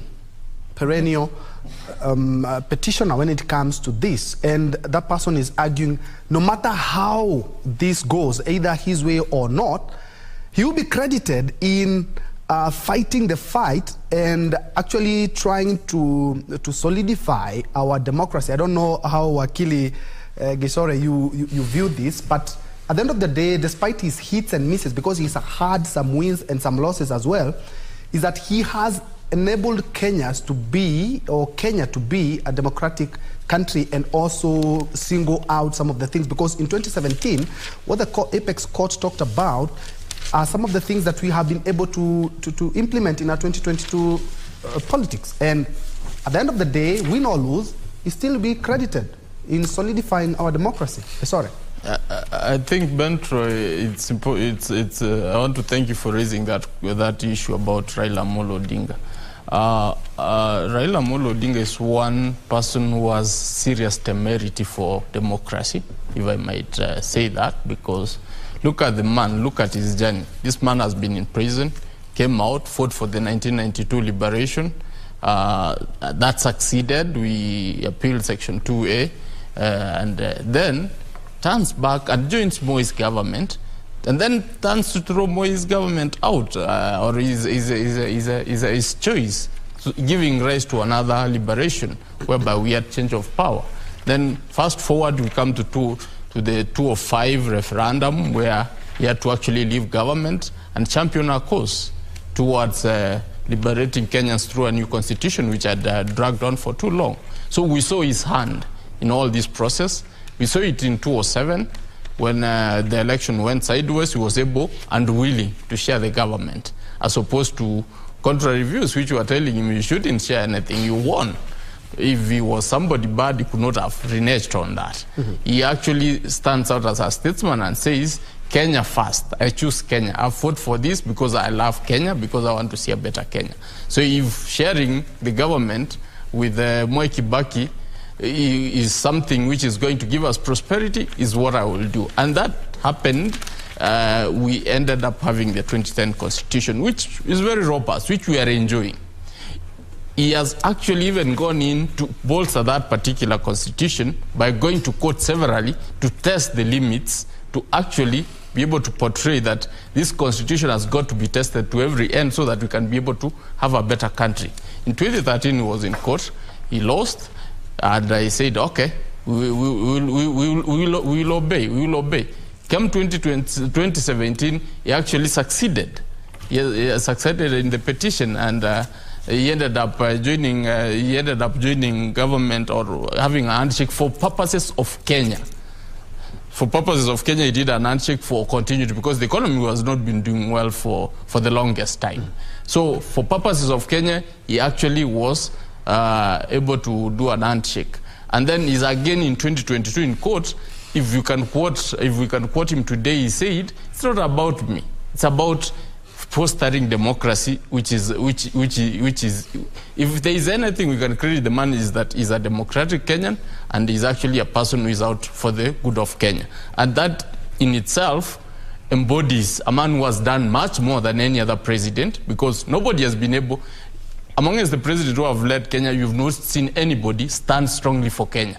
Some of them have been elected, but I'm sorry to say, nobody has been able to be for Kenyans. Raila represents the common man and the interests of the people. They have done their bit in terms of developing the economy, or trying to do their single political issues around leadership, but in a uniform scale, I think if you get to put them on a weighing scale, I think he really weighs way much more than any other president in terms of fostering democracy. Now, Gisore, thank you for that in regard to, how we have covered. And we have seen quite sensational headlines, as you've said there, but we need to remain factual. As your colleague there has given us a 7 out of 10, giving us room for improvement. Indeed, we will work on that. But now let's find out what is happening within the Central Business District. Statistics indicate that 85% of workstations are domiciled within the CBD. Now, being September the 5th, we are joined by Hibak Sayed from CANCOM there. We can say it's the center of CBD to just bring us up to speed with what is happening as Kenyans await that particular ruling. Hibak, hi. How are things from CANCOM? Thank you, Regina Manyora. We are at the Central Business District and we're just trying to gauge what exactly is happening, especially here at the capital of Kenya, Nairobi City. We have a few people, a few businessmen, boda riders, who are just trying to get their daily means as we wait for the Supreme Court ruling. A few minutes to 12. If we could just have your opinion, sir, on what exactly you've seen. The Supreme Court is about to give a very important judgment today. Unaona vipi biashara yako imekuwa vipi na umeonaje town iko leo? Let me start by saying that my name is Dudiman. I'm the CEO of Dudiman Show, and I'm so much glad and happy to have this opportunity with you guys. God bless you so much for doing an amazing job. Now, let me start by saying that we are okay in town, we are operating, we are doing something so amazing. And to make the matters worse, our border riders here in Besni CBD are doing quite excellent job. I have a good friend of mine who is the national coordinator for border riders here in Nairobi, and we are happy, for it we are happy. So we are waiting to see. We doesn't know what is going to happen, we doesn't know what Kome is going to say, but we are happy because my brother is your brother, your sister is my brother. We doesn't want to know the ethnicity, we doesn't want to know where you come from, your sister, your brother, but we live like brothers and sisters. Despite having anything or doesn't have anything, we share the little that we have. So as a border rider who is a journalist by profession, because I've worked with your media or whatever, I'm happy, we are happy. So let me just give a take to my brother and say something. Just to cut you off, Regina, we've been checking around and we've seen that the shops are mostly open, the businesses are functioning quite well, people are conducting their business as they always have. As you can see, we're at CANCOM and most of the matatus are carrying people just as they always do. People are waiting, yes, for the ruling by the Supreme Court, but people are going about their business here in Nairobi City. If maybe we could have the opinion of a Kenyan, unaonaje kuhusu hii Supreme Court ruling? Unaonaje, nini unatarajia? Okay, kwa majina ni Victor Chiteri from Kibra. Yenye ningependa tu kusema ni those results of the CJ has announced the results. Let us take as normal so that we can continue with our normal work, so that people can continue with their normal business. Thank you. Well, I'm going to have to give it back to you, Regina. We're still going to be traversing Nairobi City and maybe we'll go to another street within the Central Business District and to just see what exactly happens as the day progresses and as the judgment comes. Back to you in studio, Regina. Thank you, Hibak, for that quick update. I can see, yes, Kenyans quite the, still being Kenyans, trying to make light of the situation, even as it remains, on tenterhooks. We remain on tenterhooks in regard to what we should expect come the next 6 minutes there. And we are live. We have our reporters there on ground, including Serafina Ruby, who is going to be bringing us up to speed with what is happening. Kenyans asked to remain peaceful as we wait the 7-judge bench there to make a ruling in regard to the August presidential petition. What you're seeing on your screen, those are live pictures from Milimani there. We have seen various councils have arrived. We have Kithure Kindiki there, who is part of the Kenya Kwanza legal team. There is Katwa Kigen just crossing your screen there. Further ahead there, we are also having other councils who are either have been representing the respondents or the petitioners there, all looking calm. At the end of the day, we have there has to be peace and justice going forward We are all brothers and sisters there. Now, I'd want to hand it over, rather take it to back to you, Troy, there. We were talking about the performance and the conduct of the media during the election, and even at the point where we are right now, focusing on the presidential petition. And from Hibak Said's link there, you can see there's a Kenyan there who has introduced himself as Nduthi man. And what I am actually proud of is that during this particular election, we did not have an issue of, sensation, so to speak, with the Githeri man aspect and such. We did not see this. We kept it to matters of fact. And I would want to say, let's toot our own horn as a media fraternity there. But it was a light moment to try and see that there was a gentleman behind Said Hibak there, calling guys to tell them, hey, you need to watch us. You need to watch us from KBC Channel 1. I'm live. Well, we also want to welcome your feedback. You can get us on Twitter on KBC Channel 1. But before we get to read what you have to say on Twitter and the expectations, we want to take you down to Kibra, where we're joined by my colleague Irene Mchuma Odim to bring us up to speed with how things are looking like in Kibera. Good afternoon.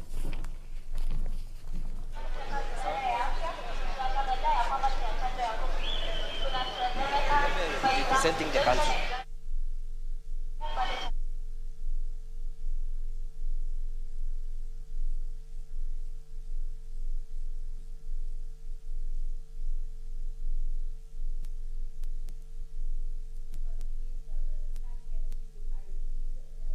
Get the sound corrected, we'll be getting back to you. We are domiciled in various parts of the country just to keep tabs on what is happening as we await the much anticipated verdict on the presidential petition of August 2022 there. Security has been beefed up. A communication was made to Kenyans, especially who are operating within the central business district. Various roads were closed, including Gong Road there at the junction of NHIF there, as well as, some motorists redirected not to use the Haile Selassie Avenue there to just try and keep crowds out of Milimani there, where the 7-judge bench is going to be giving its ruling.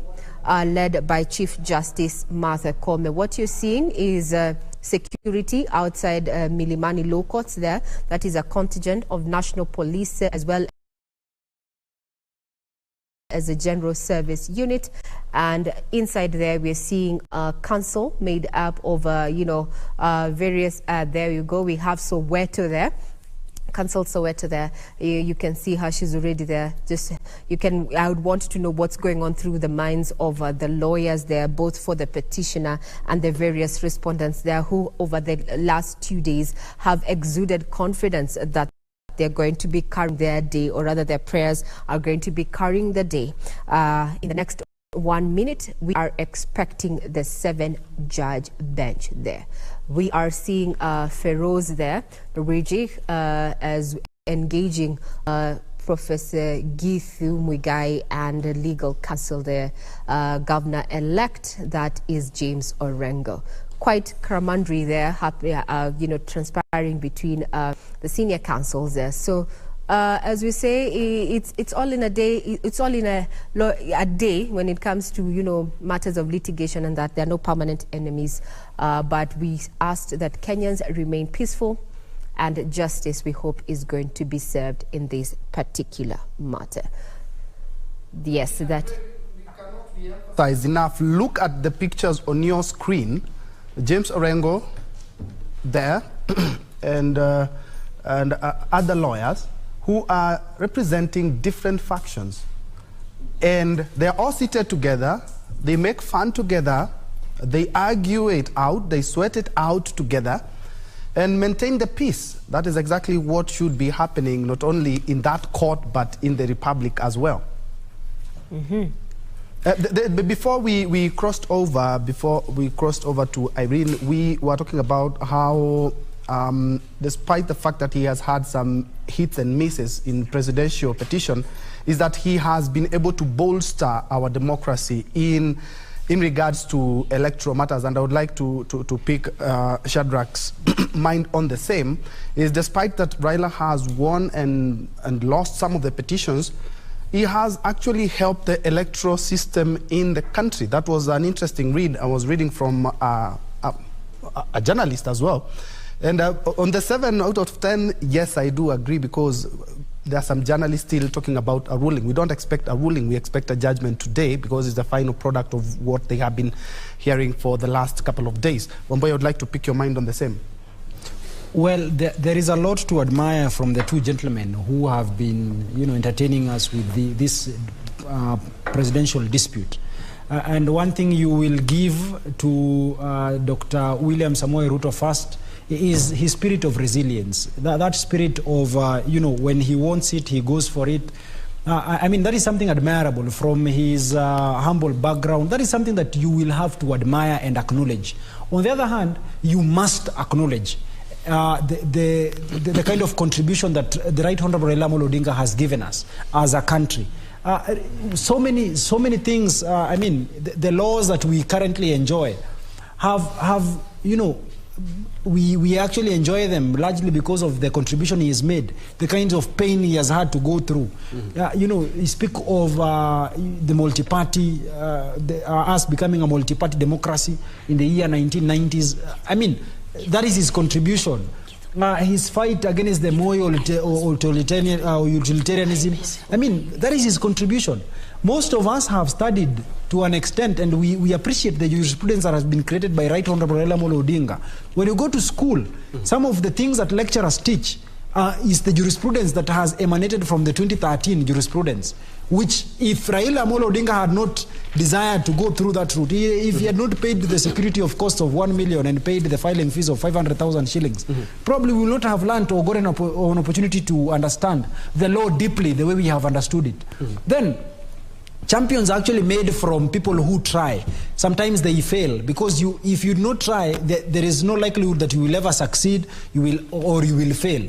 But his failure in the year 2013 did not in any event discourage him from trying our democracy through the court processes. So that in the year 2017, we saw him participate in the elections, we saw him challenge the elections, the election results, so that the win that he got in the year 2017, and of course his refusal to participate in the process because of the referee. So whatever the outcome that we will get, if it is a repeat of the elections, then it will be a gift to Right Honorable Raila Odinga, because we do not expect that he will be running in the year 2027. I mean, if age is anything to go by.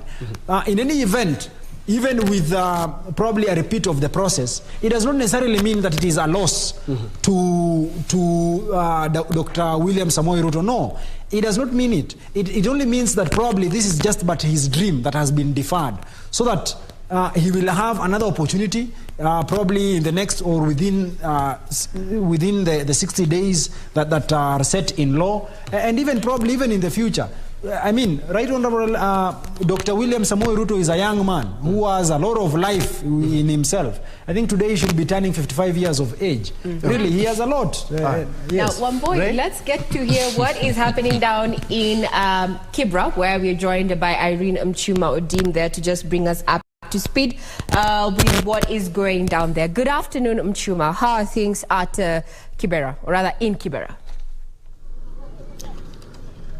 Regina, good afternoon. We are coming to you live at Kianda area in Kibra constituency.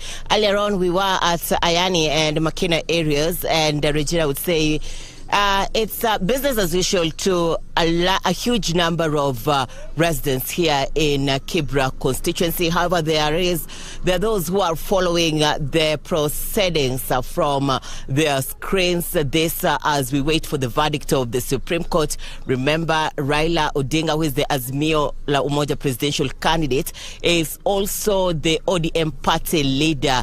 And Kibra constituency has time and again given him a back wherever he's making a move move politically. And interestingly, Regina, unlike what many people would anticipate, that many people will remain at home and not go back to the business, is business as usual for many residents here in Kibra constituency. In fact, the shopkeepers, the tailors, the welders are going on with their business as usual. The matatu operators, boda riders.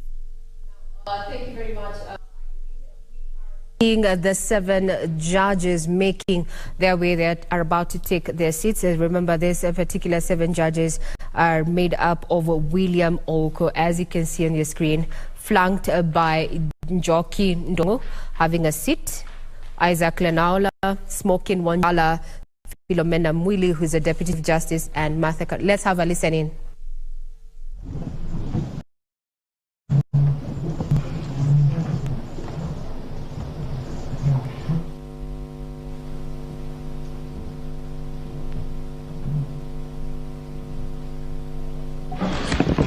Good afternoon and welcome to the Supreme Court of Kenya for the delivery of judgment in Presidential Election Petition number E005 of 2022 as consolidated with E001, E002, E003, E004, E007 and E008 of 2022. Raila Morod.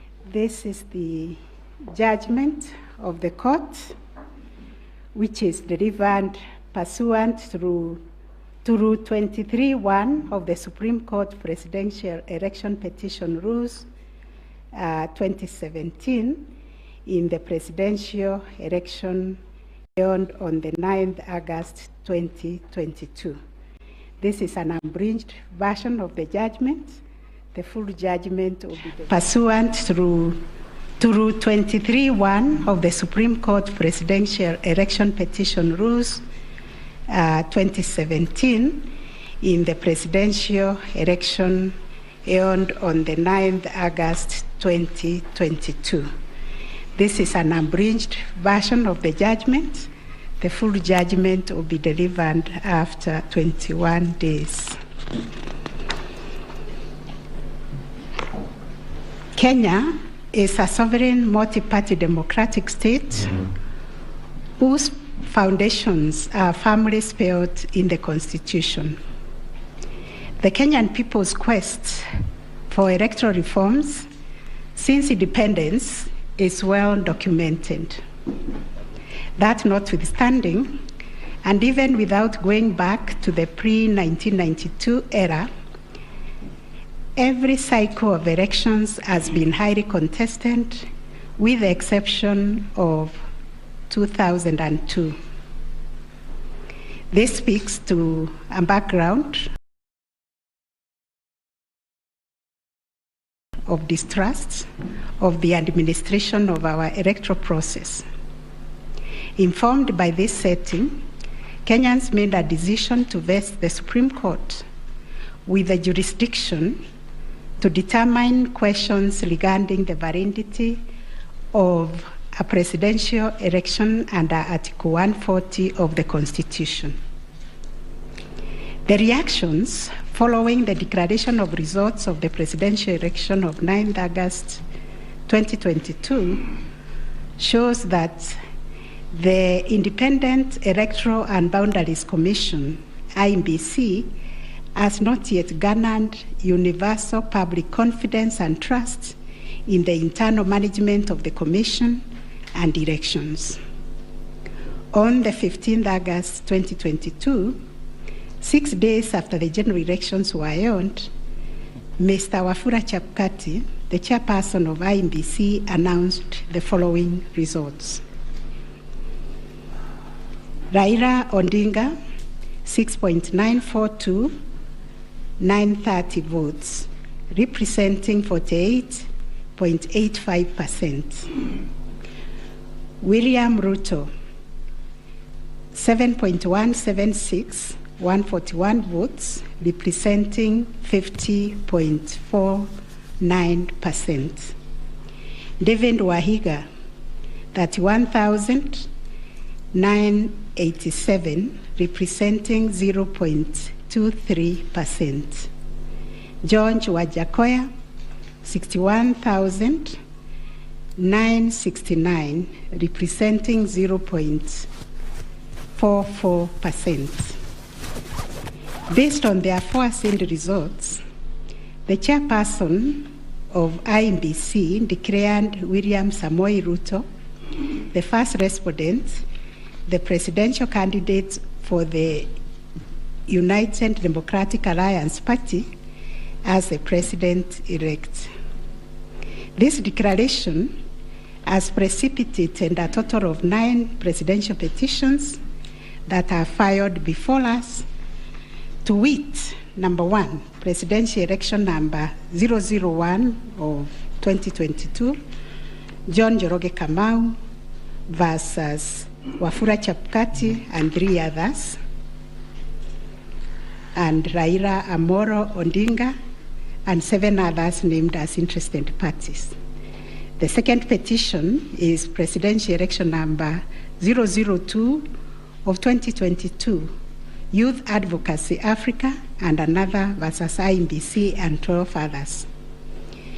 Third petition, presidential election petition number 003 of 2022, Kerif Khalifa and 3 others versus IEBC and 3 others. Fourth petition, presidential election petition number 4 of 2022, David Kariuki Ngari versus IEBC and 9 others. 5, presidential election petition number 5 of 2022, Raila Amolo Odinga and another versus IEBC. 6, presidential election petition number 6 of 2022 by Moses Kuria and others versus Honorable Raila Amolo Odinga and 4 others named as interested parties. Number 7, presidential election number 007 of 2022, Okia Omtata Okoiti and others versus IEBC and others. Number 8, petition number 008 of 2022, Julia Nyokabi Chege and others versus IEBC and 3 others.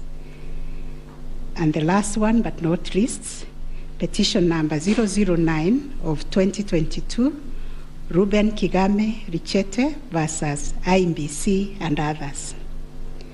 In addition to these petitions, we received a total of 24 interlocutory applications and 1 preliminary objection, which were filed in this court. 2 of the presidential election petitions were struck out. That is petition number 006 and 009 of 2022 for failure to meet the constitutional threshold as set out under Article 140 of the Constitution. On 29th August 2022, this court also admitted 3 amici curiae briefs by the Law Society of Kenya, the Kenya section of International Commission of Jurists, and John Warubengo and 2 others. Upon perusing and considering the issues raised in the remaining presidential election petition numbers 001, 002, 003, 004, 005, 007, and 8, the responses and the submissions filed thereto, this court found that all the 7 petitions substantially raised similar issues and sought similar reliefs. From the Consequently, petition, on 30th August 2022, this court ordered that the 7 petitions be consolidated and designated presidential election petition. And those issues are there. We have repeated them several times. I will not read them. Having considered and deliberated upon the consolidated petition, the attendant responses, submissions, and also considering the amici curiae briefs, we now make the following determination. on issue number 1, which is whether the technology deployed by IEBC for the conduct of the 2022 general elections met the standards of integrity, verifiability, security, and transparency to guarantee accurate and verifiable results. As noted in the introduction, lack of trust in the electoral system has endured in Kenya for a long time. This led to the introduction of electoral technology following recommendations made by the Independent Review Commission on the general elections held on the 27th December 2007, popularly known as the Kriegler Commission report. That report recommended integration of technology into Kenya's electoral process for registration, identification of voters, and transmission of results. These were enacted in Section 44 of the Elections Act 2011. By this statute, IEBC is enjoined to adopt technology in the electoral process. As a consequence, the IEBC developed a technology known as Kenya Integrated Electoral Management System, KIMS, making Kenya's election process an hybrid as it employed both technology and manual processes. The first, third, and fourth petitioners in the consolidated petition challenge the technology used by IEBC during the 2022 general election. They plead that the manner in which technology was deployed and utilized fell short of the prescribed constitutional and statutory standards. As regards the audit of the register of voters, they urge that IEBC, pursuant to its elections operations plan, committed itself to conducting an audit of the register of voters by 31st March 2022. To the contrary, they arrange it only publicly availed the audit report on its website on 2nd August 2022, which was only 7 days to the elections. In this report, it was noted that the auditors established serious gaps and risk to the electoral process, including numerous cases of change of voter stations without knowledge or approval of the affected voters. Grant of voter update privileges in IEBC, IDMs, to 14 user accounts and related to voter registration. Reducing the accountability of user activities in the register of voters. Presence of 11 active generic accounts on the MBIS application and the 2 MBIS users with the same logging identification. Risking unauthorized system users, possible interference, change of particulars on the activation of voters in the system. IEBC's failure to set up access, decertification, and user activity review process. And IEBC was also arranged to have failed to respond to requests by auditors for crucial information. On the integrity of the technology deployed, it was the case for the 7th petitioner that in order to comply with Article 86 of the Constitution and Section 44 of the Elections Act, the technology deployed must be simple, accurate, verifiable, secure, accountable, and transparent. On the simplicity of technology, The seventh petitioner contends that the KIMS kits failed the tests as they were not easily usable by ordinary citizens without expert knowledge.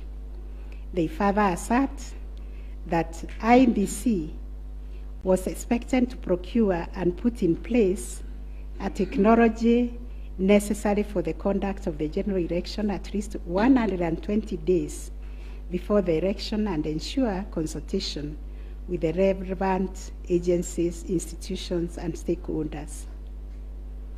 Furthermore, the petitioners allege that IEBC violated its constitutional duty by delegating the design, implementation, and conduct of the KIMS components of the election to a foreign company, Smartmatic International Holdings, BV. As a result, IEBC staff and the public did not have full comprehension of the KIMS components. They conclude, therefore, that IEBC abdicated and surrendered its role to conduct elections to Smartmatic, and that IEBC vigorously fought any attempt to subject Smartmatic's activities to accountability and transparency, including the safeguards required by Regulations 61, 69, and 75 of the Elections General Regulations 2012. In response, IEBC has submitted that the electoral system met the constitutional threshold, that all the necessary information was accessed only by the authorized persons. The information was accurate, complete, and protected from malicious modification, either by authorized or unauthorized persons. IEBC maintained an audit trail on activities related to information, and that the information was available and could be authenticated through the use of various security features. In further response, IEBC contended that they engaged KPMG on 7th April 2022 to conduct an audit of the register of voters, which was submitted on 18th June 2022. In addition, it issued a briefing on the report on 20th June 2022, summarizing the thematic areas therein and disclosing its findings as well as actions taken to remedy the issues identified. It also conducted its annual audit in compliance with Regulations 11 and 12 of the Election Technology Regulations 2017 and a certification of compliance issued to it on 3rd August 2022. IEBC relied on sworn affidavits by Michael Ouma, Moses Sunkuri, and Hussein Majan on 26th August 2022, which were to the effect that it published the interim report by KPMG on 8th June 2022 and embarked on remedial measures aimed at effecting the recommendations ahead of publication of the final report. It was ascertained that it could not publish the full final audit report, as doing so would compromise the integrity and security of the electoral technology system, considering the provisions of the Data Protection Act, which imposes a duty to protect the data of Kenyan voters. On the other hand, the first and second respondents urged that even if there was failure of technology, it did not vitiate the result of the presidential election. Upon considering all the printing submissions and the ICT scrutiny and inspection tallying and recount report, which fully examined the IEBC's result transmission system, RTS, We are not persuaded by the allegation that the technology deployed by IEBC failed the standard of Article 86A of the Constitution on integrity, verifiability, security, and transparency for the following reasons. 1, whereas it is true that the KIMS kit failed in 235 polling stations, 86,889 voters were granted the right to vote manually, and the requisite forms 32A were duly filed. This happened successfully in Kibwezi West constituency and parts of Kakamega County. 2, while the audit report was released to the public 7 days before the 9th August election, the register of voters was used at the election without any apparent anomalies. 3, Smartmatic was procured to provide the necessary technological infrastructure, as IEBC did not have the capacity to do so. No credible evidence meeting the requisite standard of proof of access to the system by unauthorized persons was adduced by the petitioners. The scrutiny report prepared by the registrar of this court did not reveal any security breaches of the IEBC's RTS. IEBC successfully deployed a biometric voter register system which captures unique features of a voter's facial image, fingerprints, and civil data to register and update voter details across the country and also in the diaspora. The BVR captures a voter's facial image, fingerprints, and civil data, which features are unique to each of the voter. In compliance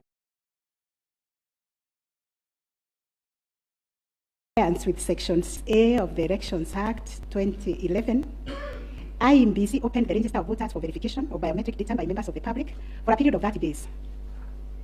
Thereafter, the register was revised to address issues arising from the verification exercise. KPMG then audited the register, and we are satisfied that the inconsistencies and inaccuracies identified during the audit were somewhat successfully addressed.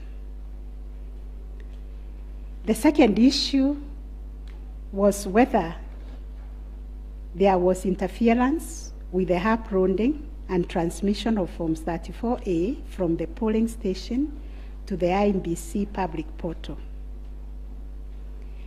The first petitioner arranged staging that a person who had access to the RTS intercepted, detained, or stored Forms 34A temporarily to convert or manipulate it before uploading it on IEBC's public portal.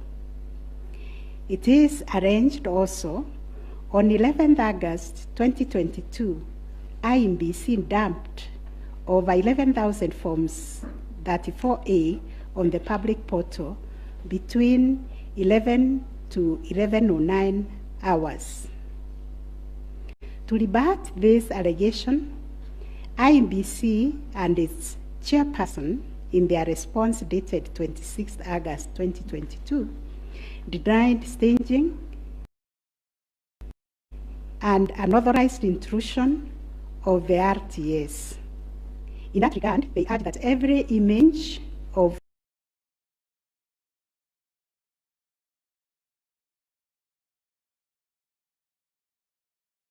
chairperson, in their response dated 26th August 2022, denied staging and unauthorized intrusion of the RTS. In that regard, they urge that every image of Form 34A was uploaded immediately after the transmittal of results The form was received as evidence by the timestamp. Similarly, the first respondent denied these allegations. Our finding: 1, no credible evidence was presented to prove that anyone accessed the RTS to intercept, detain, or store Forms 34A temporarily before they were uploaded to the public portal. The allegation that 11,000 Forms 34A were affected by staging was similarly not proved.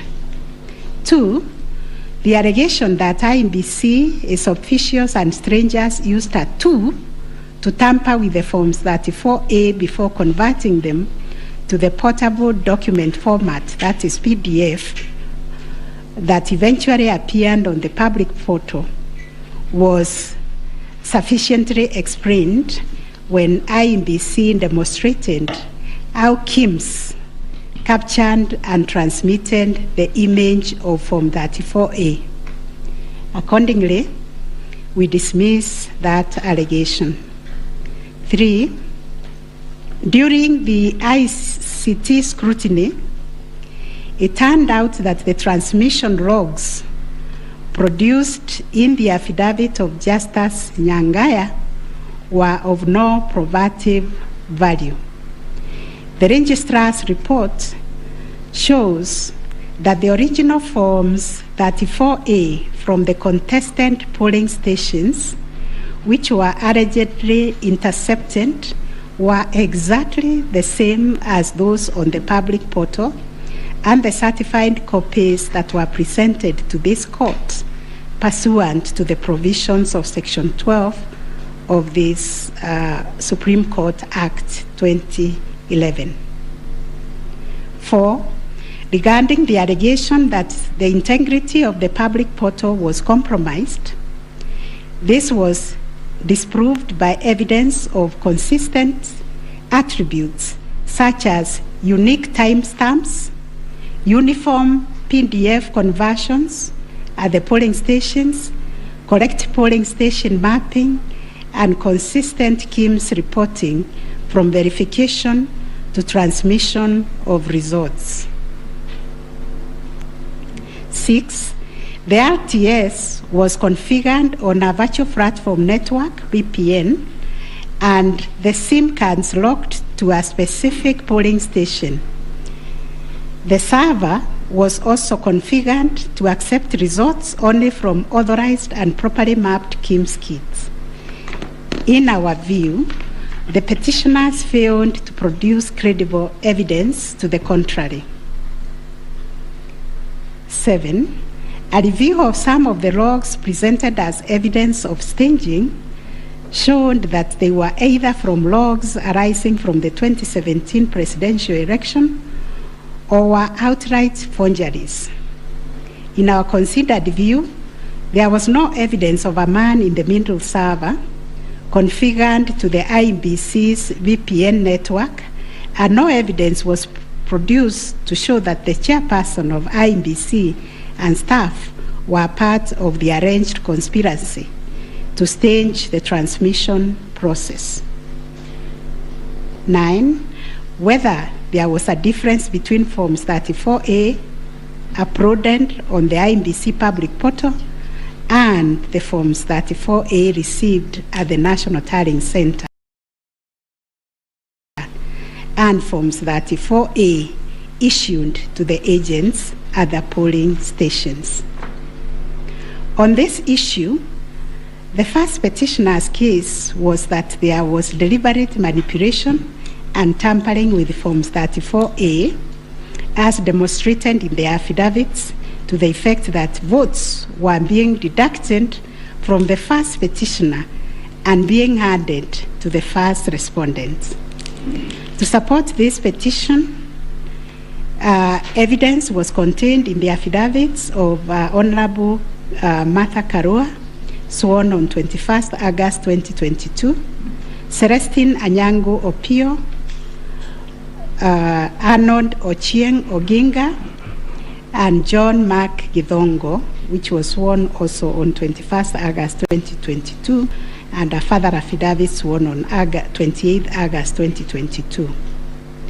Dr. Nyangasi also swore an affidavit on 21st August 2022, and so was Martin Papa, to support that allegation of handing and subtraction of votes. On the other hand, IEBC and its chairperson urged that all Forms 34A transmitted to IEBC portal were not interfered with or manipulated. Further, that the Forms 34A signed at the polling station and issued to the agents were identical to the Forms 34A uploaded on the public portal and delivered to the National Tallying Center at the Bomas. It was contended that in any event, IEBC used the original physical Forms 34A to tally, verify, and declare the presidential election results. This court ordered scrutiny of the forms from the 41 polling stations outlined in the affidavit of Celestine Opio to ascertain the allegation of interference. And this is our finding. 1, there were no significant differences captured between the Forms 34A uploaded on the public portal and the physical Forms 34A delivered to Bomas that would have affected the overall outcome of the presidential election. B, no credible evidence was presented to support the allegation that Forms 34A presented to agents differed from those uploaded to the public portal. The report by the registrar of this court confirmed the authenticity of the original forms in the sampled polling stations. The affidavits of Celestine Opio and Arnold Ochieng Oginga, while containing sensational information, were not readable, as the registrar's report confirmed that all the Forms 34A attached to those affidavits and purportedly given to them by the agents at select polling stations were significantly different from the originals, certified copies, and those on the public portal. The purported evidence of Celestine Opio and Arnold Oginga sworn in their respective affidavits are not only inadmissible, but are also unacceptable. It has been established that none of the agents on whose behalf the forms were being presented swore any affidavit, that there is nothing to show that they had instructed both Celestine and Arnold to act for them. Yet the two have gone ahead to depone on matters that are not within their knowledge. This court cannot countenance this type of conduct on the part of counsel who are officers of the court.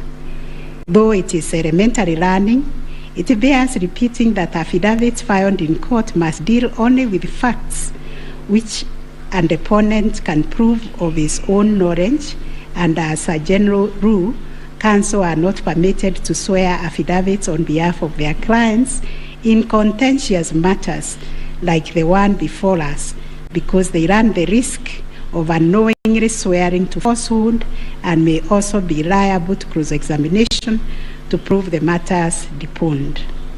We must remind counsel who appear before this court, or indeed before any other court or tribunal, of the provisions of sections 113 and 114 of the Penal Code, that swearing to falsehoods is a criminal offense, and two, that it is an offense to present misleading or fabricated evidence in any judicial proceeding.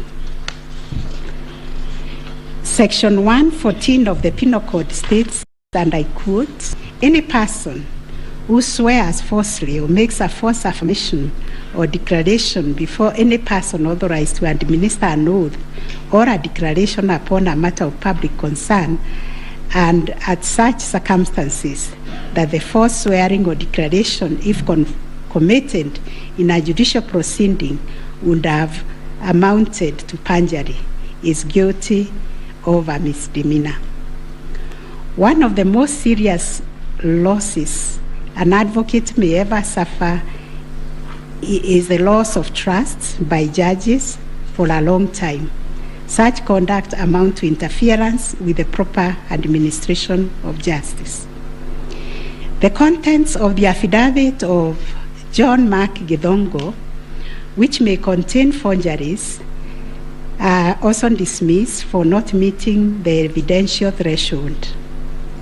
Those averments contain no more than incredible and hearsay evidence.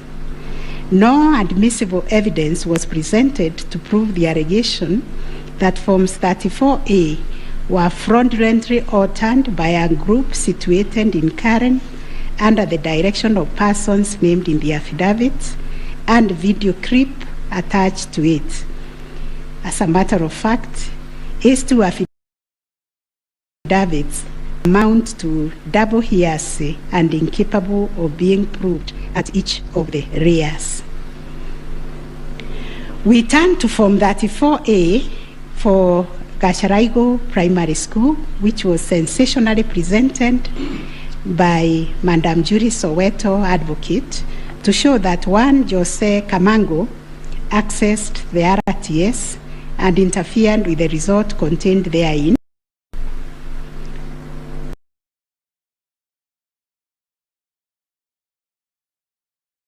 This also turned out to be no more than hot air, and we were taken on a wild goose chase that yielded nothing of probative value. The Kim's kit relating to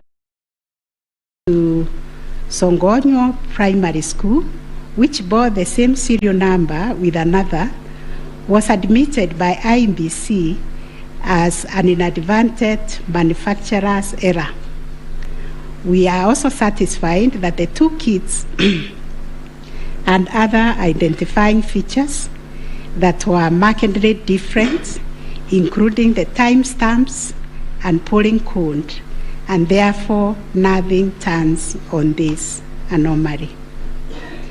Therefore, to the question whether there was a difference between Forms 34A uploaded on the IBC public portal and those received at the National Tallying Center and those issued to the candidates' agents at the polling station, we have found none. Issue number 4, on whether the postponement of gubernatorial elections in Kakamega and Mombasa counties, parliamentary elections in Kitui, Rural, Kachiriba, Rongai and Pokot South constituencies, and electoral ones in Nyaki West, in North Imenti constituency, and Koanjenga in Embakasi South constituency, resulted in voter suppression to the detriment of the petitioners, and especially in petition number 5 of 2022. It is common knowledge that IMBC postponed elections for various seats during the general elections of 9th August 2022 due to mix-up of ballot papers in the above-named electoral units.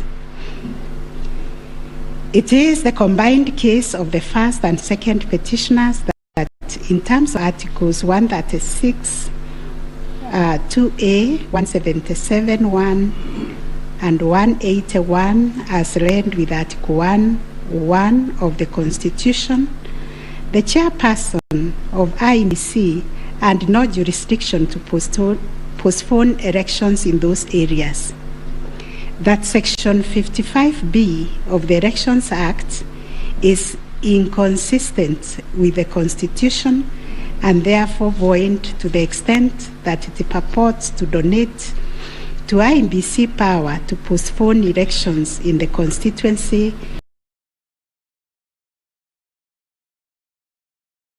county, or ward,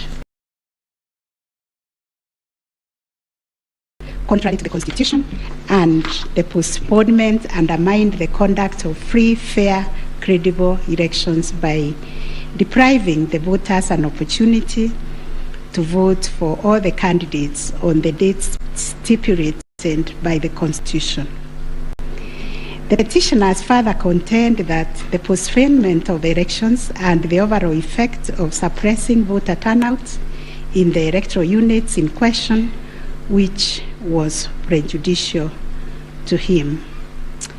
Both the first and third petitioners also believe that elections were deliberately postponed in Kakamega and Mombasa counties.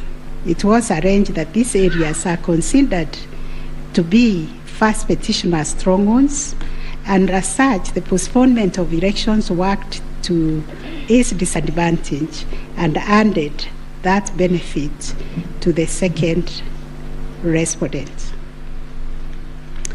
These assertions were denied by IEBC and its chairperson.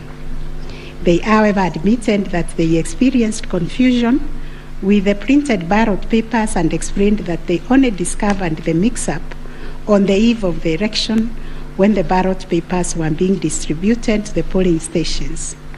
That as a practice, ballot papers can only be opened on the eve of the election day to avoid any mischief, and that by the time the mix-up was discovered, it was logistically impossible to print and replace the ballot papers in time for the elections. For this claim to succeed, it must be demonstrated first, IEBC and no authority in law to postpone the elections, and secondly, that the postponement was deliberate and calculated to suppress voter turnout so as to affect the result by reducing the petitioners' overall votes. We've looked at the provisions of Section 55B of the Elections Act, which provides for circumstances when elections can be postponed in a particular electoral unit, including in cases of emergency. We are therefore satisfied that on the basis of the foregoing provision, the third respondent and the requisite power to postpone election in the constituencies, counties, and wards in question. Concerning the allegation of voter suppression, we note that voter suppression is generally recognized as a political strategy which takes many forms, but whose practical effect is ultimately to reduce voting by deliberately discouraging or preventing targeted groups of people from exercising their right to vote and thereby to influence the outcome of an election. It therefore goes against the letter and the spirit of Article 38, which guarantees every citizen the right to make political choices based on universal suffrage. As regards this allegation, it has not been shown that by postponing elections in the named electoral units, IEBC acted in bad faith or was influenced by irrelevant factors and considerations. From the explanation tendered, we are satisfied that the postponement was occasioned by a genuine mistake, which in our view could have been avoided had the members and staff of IEBC been more diligent when they went to inspect the templates in Athens, Greece, where the printing of ballot papers was undertaken. In the absence of any empirical data, we cannot find a basis upon which to conclude, as a matter of fact or evidence, that the postponement affected voter turnout, as a consequence of which the first petitioner alone, as a presidential candidate, suffered disadvantage. At any rate, the nature of the ballot being an individual decision and secret, there may be other factors to which the turnout in the named units can be attributed. From the evidence on record, however, it appears to us that 2022 general election recorded one of the lowest turnouts since the introduction of multi-party political system some 30 years ago. If there was a low voter turnout, It affected all the 6 categories of candidates, and its explanation, in our view, lies elsewhere, but certainly not a calculated suppression. On the other hand, in rebuttal to these claims, IEBC illustrated with examples to our satisfaction that there was no nexus between the postponement of elections and voter turnout in the affected units, far from the fact that this claim was undoubtedly just another red herring. It has nothing to do with the question under review, and accordingly we reject it and own that there is no proof that the postponement resulted in voter suppression to the detriment of the first petitioner. Whether there were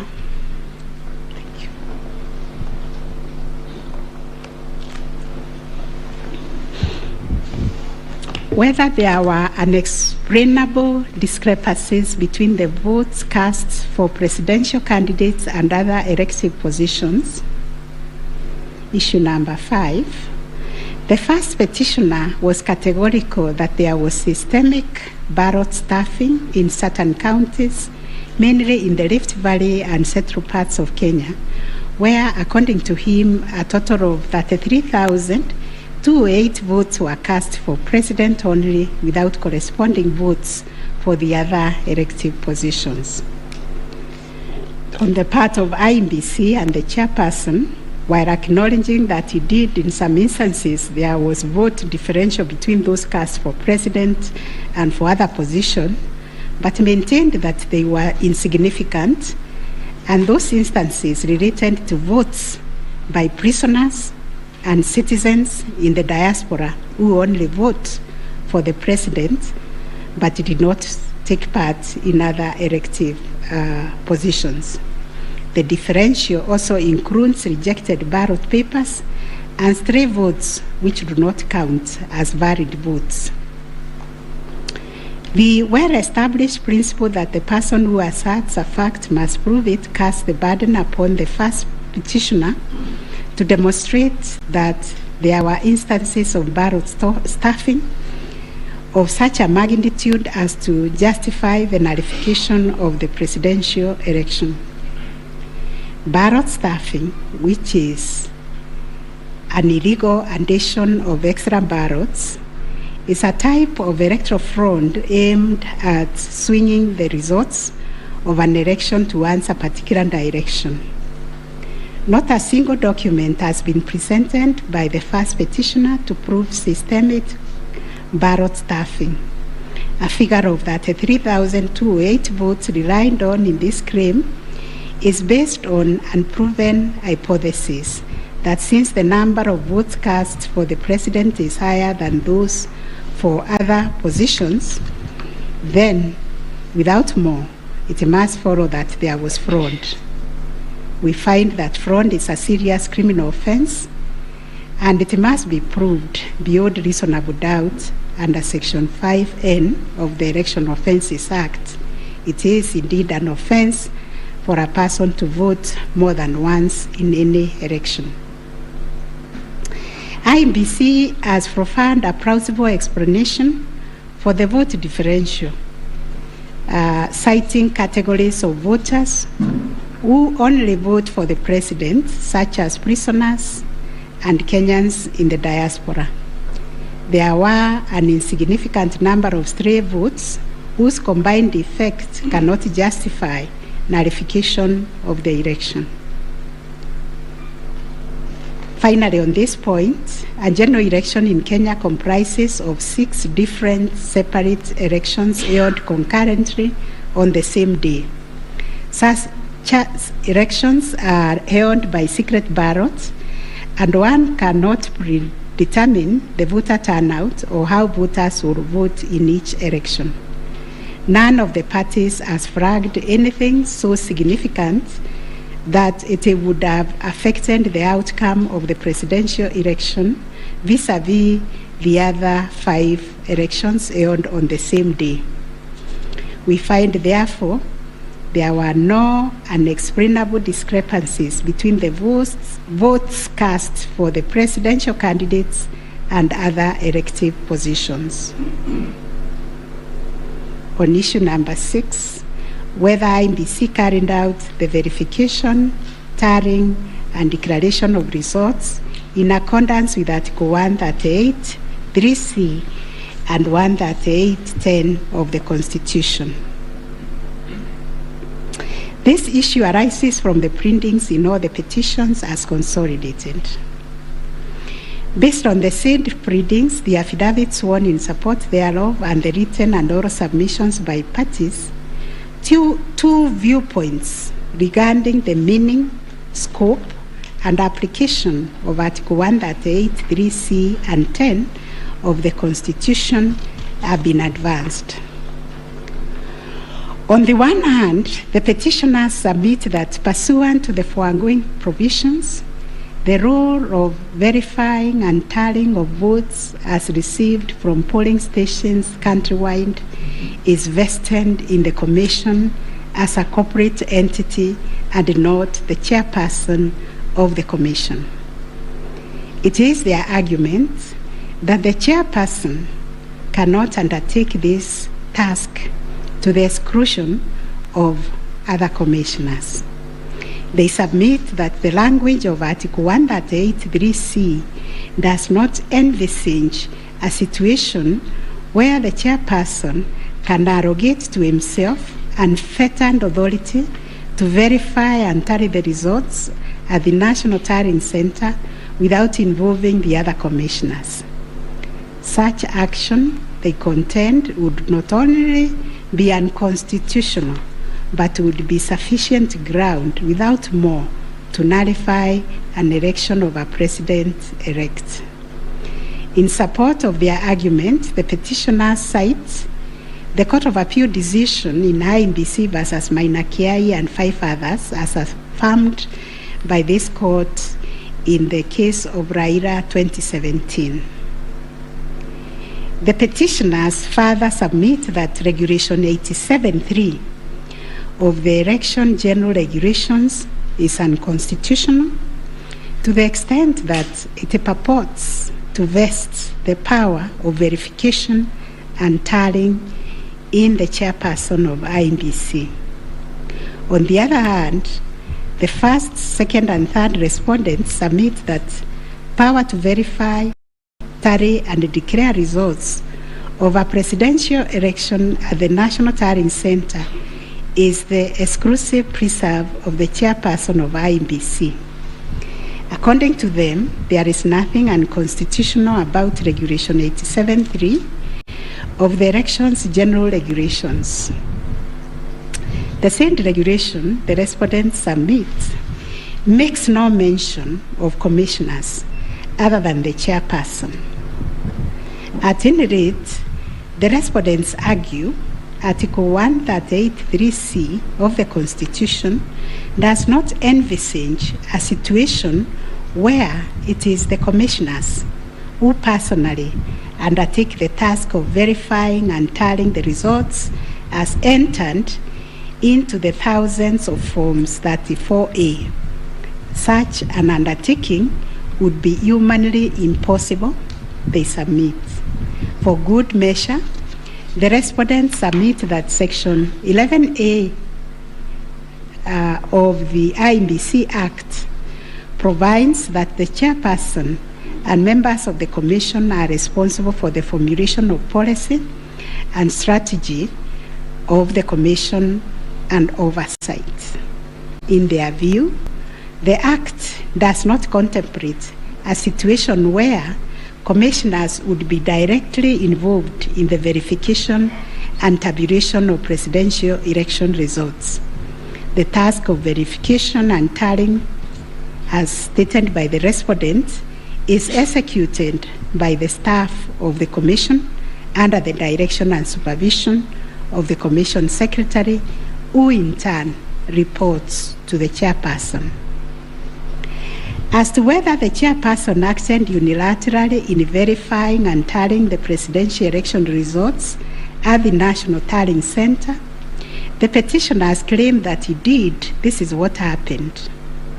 It is the petitioner's case that the chairperson published an illegal Gazette notice number 4956 of 2022, in which he designated himself as the presidential returning officer, a position unknown in law and the Constitution.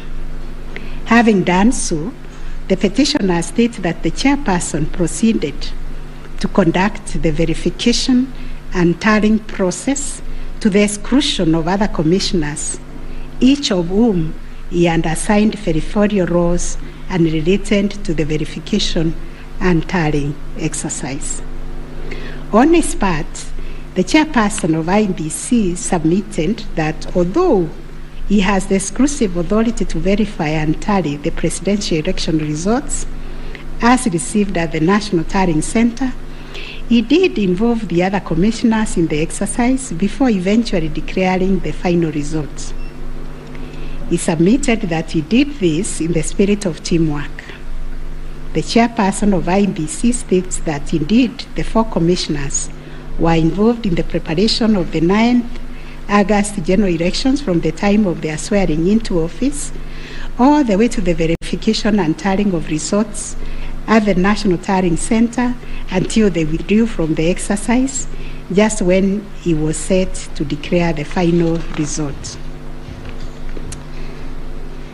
Having considered all the parties' submissions, we find that pursuant to Article 138(3)(c) of the Constitution, the power to verify and tally presidential election results as received at the National Tallying Center vests not in the chairperson of IEBC, but in the commission itself. The latter carries out this exercise through its secretariat staff, technical personnel, and any other persons hired for that purpose under the oversight and supervision of the chairperson and the other members of the commission. In line with this court's decision in Raila Odinga versus another versus IEBC and 2 others, as reported in 2017 Kenya Law Report, popularly known as Raila 2017, and the Court of Appeal decision in IEBC versus Minor Kiai, we also find that the chairperson cannot arrogate to himself the power to verify and tally the results of a presidential election to the exclusion of other members of the commission. Indeed, Article 138(10) of the Constitution, although the power to declare the result of a presidential election after verification and tallying is vested in the chairperson, he does so only as a delegate of the commission. Consequently, to the extent that Regulation 87(3) of the Elections General Regulation purports to vest the power of verifying and tallying presidential election results as received at the National Tallying Center solely on the chairperson to the exclusion of other members of the commission, the same is contrary to and inconsistent with the provisions of the Constitution. That said, we, however, take cognizance of the fact that the 4th, 5th, 6th, and 7th respondents, referred to as the 4 commissioners, actively participated in the verification and tallying exercise from the beginning up to and until just before the declaration of the result by the chairperson.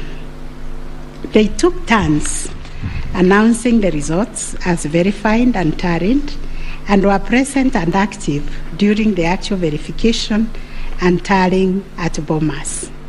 An example is when one of them, Justice Nyangaya, stood on the podium to announce to the public results and also announced an adjustment that had been occasioned by errors of tabulation. The events of 15th August 2022, therefore, came as a surprise, As the public waited for the chairperson of IEBC to declare the final result, sporadic violence broke out at Bomas. The violence swiftly was contained by the security forces, but there was unexpected drama as two different factions of the commission began to emerge. Kenyans found themselves watching an appalling split-screen scenario on their television sets. On one part of the screen was the chairperson readying himself to declare the results in accordance with Article 138(10) of the Constitution. On the other part of the screen were the four commissioners on the runs of the Serena Hotel, Nairobi, from where they announced that they would not own the results that were soon to be declared by their chairperson. The four commissioners informed the public of their rejection of the yet-to-be-announced results, terming them opaque due to the manner in which the chairperson had been conducting the verification and tallying exercise. In his affidavit dated 25th August 2022, Justice Nyangaya affirmed that the chairperson's actions during the tallying and verification exercise at Bomas made it difficult to ascertain the total number of votes cast and the actual number of votes attained by each candidate, so as to enable him authoritatively state the commission and declared accurate results. All the petitioners have anchored their arguments for the nullification of the 9th August presidential election in Taharia on the walkout from the Bomas by the four commissioners. They contend that by rejecting IEBC's results on grounds of opaqueness of the verification and tallying process, they called into question the credibility of the entire election. They further submitted that being in the majority out of the 7-member commission, their view should prevail and the election should be nullified. It is the petitioner's argument, therefore, that a dysfunctional commission cannot deliver a credible election. We note that apart from their 11th hour denunciation of the verification and tallying process and their averments regarding the conduct of the chairperson, the four commissioners have not placed before this court any information or documents showing that the elections were either compromised or that the result would have substantially differed from that declared by the chairperson. Critically, they have not explained why they participated in a verification process when they knew that it was opaque up until the last minute. Indeed, at the Serena Hotel press briefing, the four commissioners acknowledged that thus far the entire election had been managed efficiently and credibly. The chairperson on his part did not make matters any better by maintaining a stoic silence, even as things appeared to be falling apart.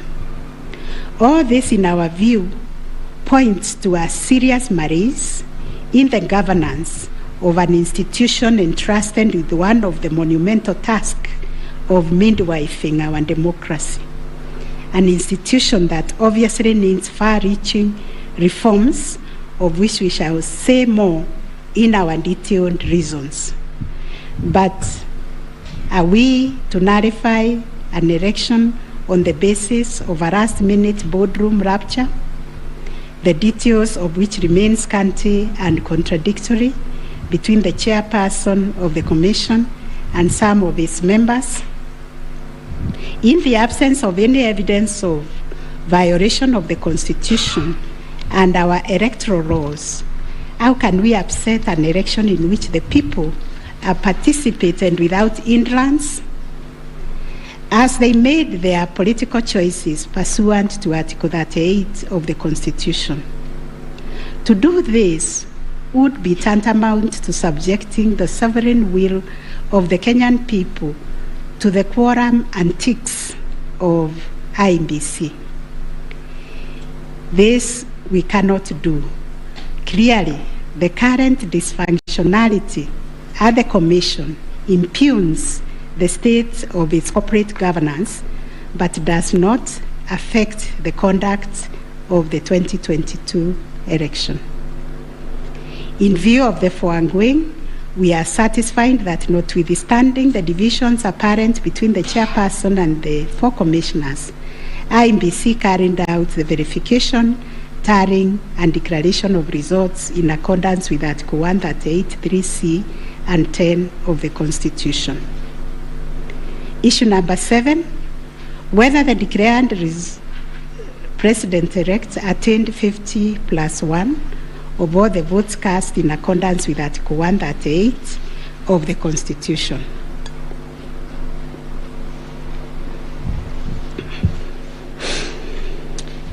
The first, second, and third petitioners averred that the first respondent did not garner 50%+1 of the total votes cast, and therefore did not meet the threshold provided by Article 138(4)(a) of the Constitution.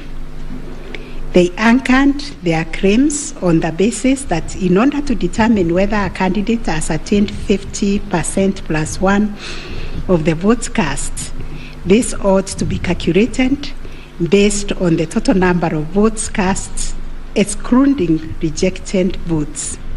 They argued that 50% of 14,353,165 votes, in their view, were the variant votes cast, which amounted to 7,176,582.77 votes.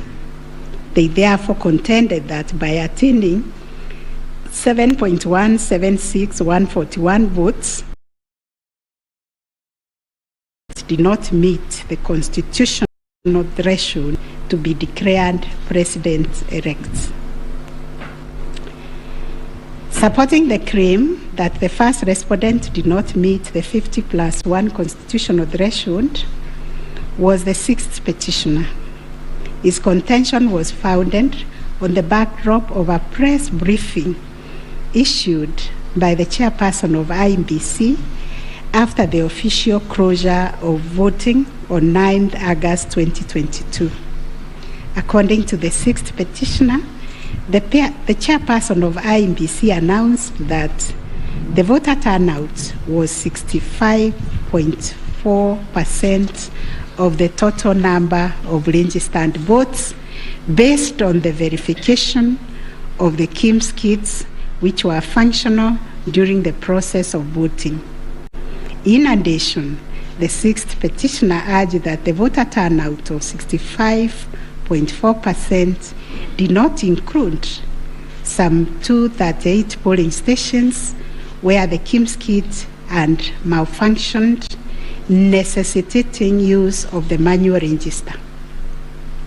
It was therefore urged that the minimum number of votes cast could not be less than 14,466,779.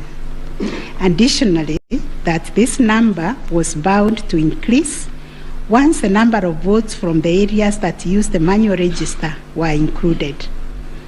The 6th petitioner further claimed that a summation of the minimum number of votes cast and untallied manual votes would represent the actual voter turnout.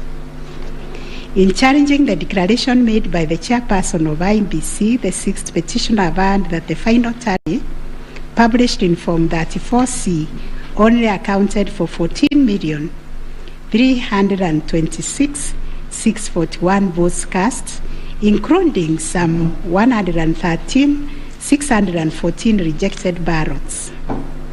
The 6th petitioner contended that this tally did not factor in some 140,138 votes cast using the manual register. The 6th petitioner computed this number by subtracting 326,641 declared votes cast from 14,466,779 generated by the sixth petitioner as representing 65.4% of the voter turnout. Referring to the tariffs in Form 34C, the sixth petitioner summed the number of votes cast for each candidate as follows. Raila Odinga, 6,942,193. William Ruto, 7,176,141. Wahiga Mwaura, 31,987. And George Wajakoya, 61,969, adding to a total of 14,213,027. He then added 140,138,000 arranged to be entered in the votes, and this yielded a total of 14,353,165 total valid votes, which the sixth petitioner used to compute the percentages garnered by each candidate as follows. William Ruto, according to him, garnered 49.9%, Raila Odinga 48.3%, Wahiga 0.22%, and Wanjakoya 0.3%. It is on this basis that the sixth petitioner grounded the claim that none of the candidates met the constitutional threshold as set out in Article 138(4)(a). IEBC and its chairperson disputed the sixth petitioner's claim. They submitted that the declaration of results is based on the number of people identified as having voted on the KIMS kit and not the total persons on the voters register as arranged. They contended that the final voter turnout comprising of the voters who were identified through the KIMS kit and those who voted manually was 64.76% and not 65.4% as arranged by the petitioners. They urged that the announcement held by the chairperson of IEBC on 10th August 2022 was immediately clarified during the same press briefing.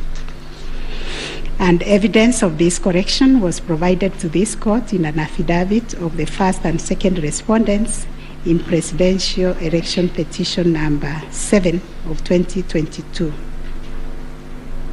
According to IEBC and the chairperson, 14,239,862 voters were identified using the KIMS kit, while 86,889 voters were identified using the printed voter register.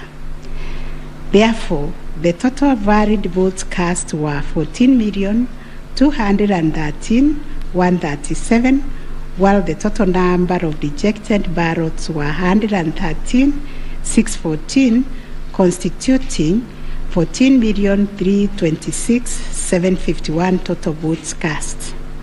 They illustrated that the first respondent garnered 7.176,141 votes against 14,213,137 total valid votes cast, yielding a percentage of 50.49 to meet the requisite constitutional threshold for a candidate to be declared president-elect. In the upshot, the percentage attained by each candidate was as follows.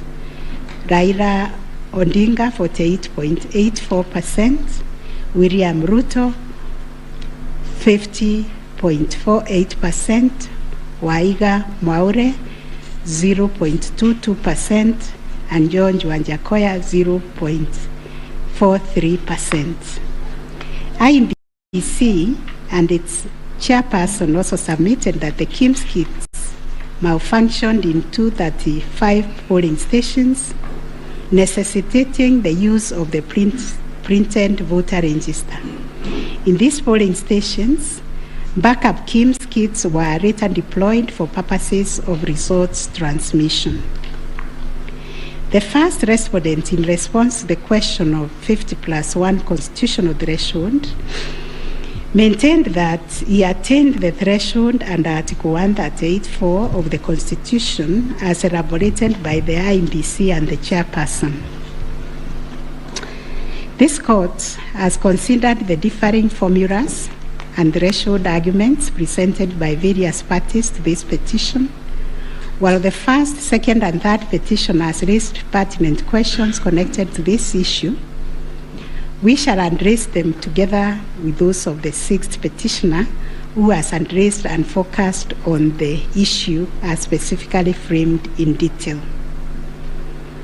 It must be restated that the case made by the sixth petitioners concerns a data-specific threshold as enunciated under Article 138(4) of the Constitution, that without attainment of which there can be no declaration.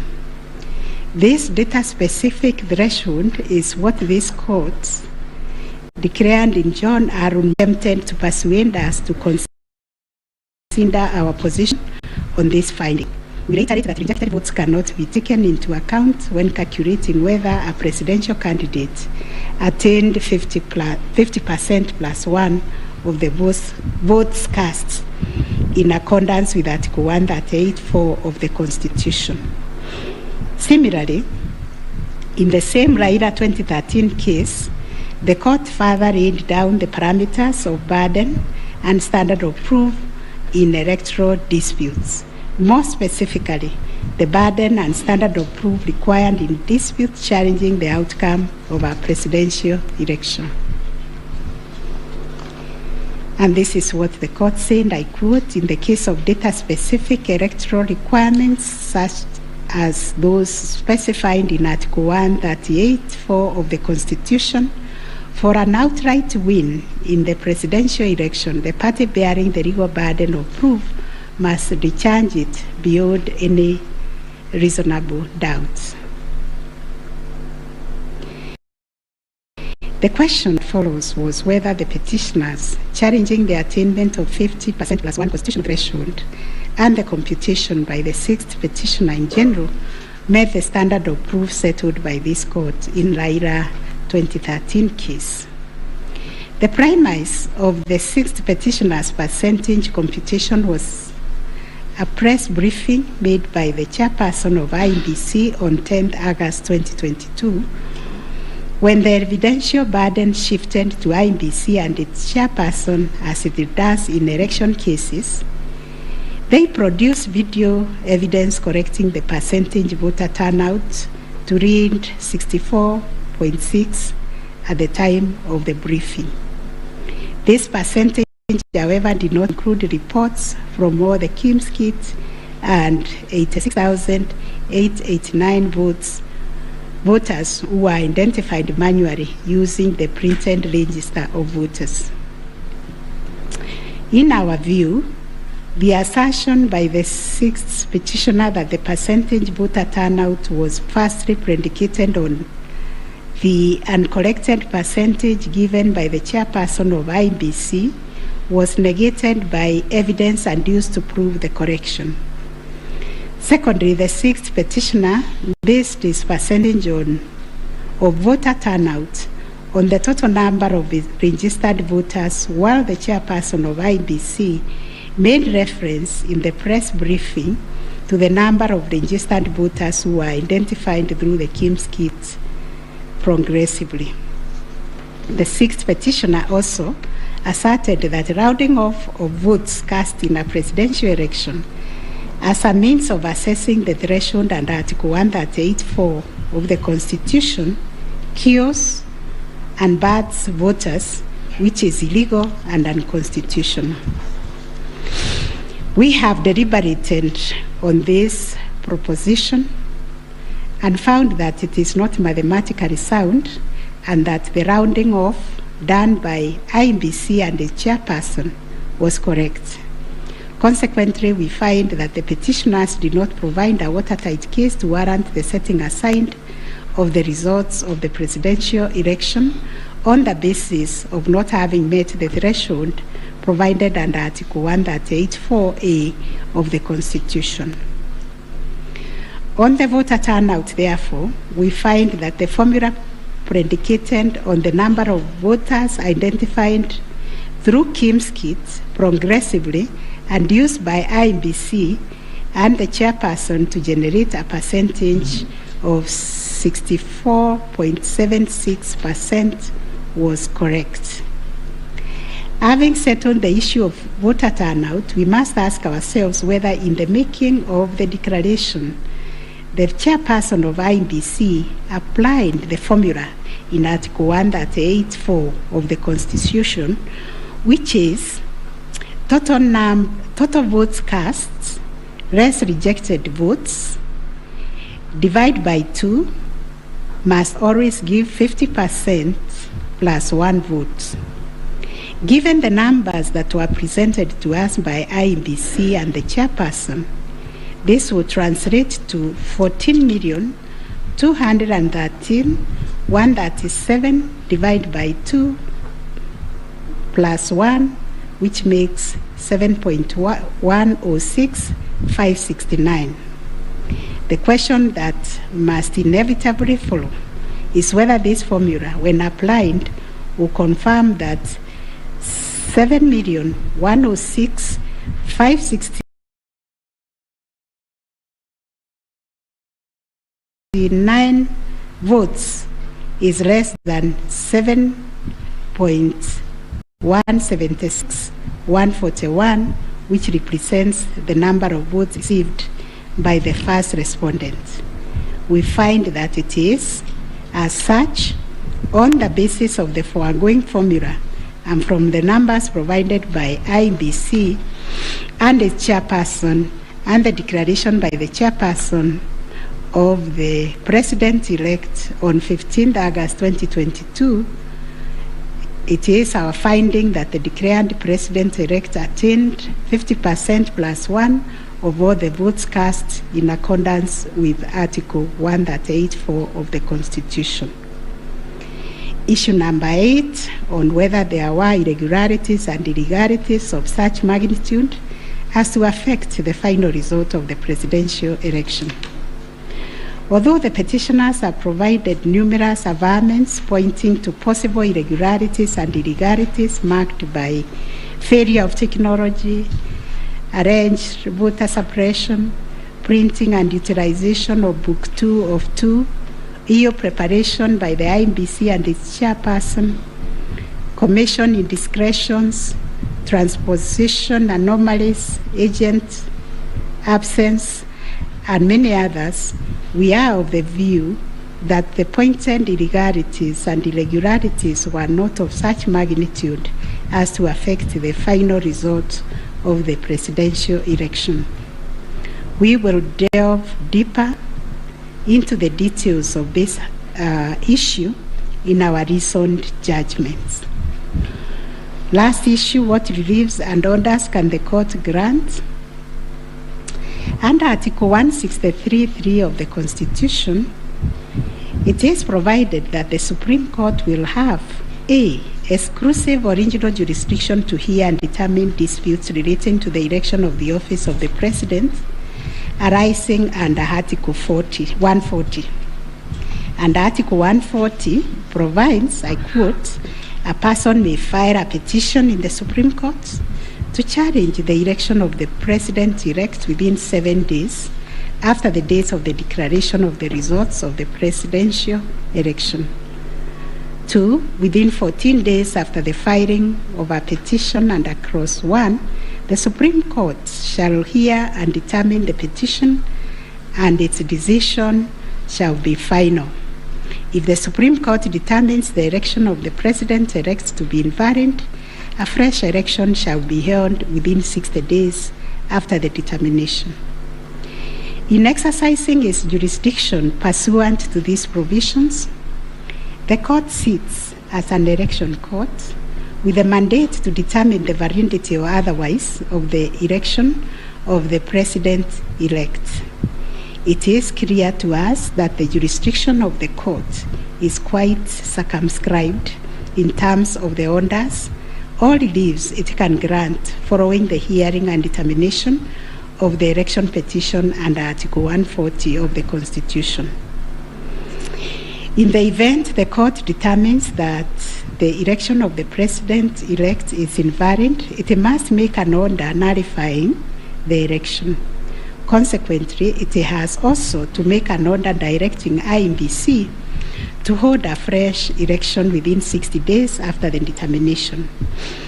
Should the court determine that the election of the president-elect is valid, it shall issue a declaration to that effect. The court has then, as a matter of course, to make an order dismissing the petition with or without cost, as the case may be. In the strict sense, therefore, these are the only orders that the court may make under the Constitution. The court cannot assume jurisdiction that goes beyond the purview of Articles 163(3) and 140 of the Constitution.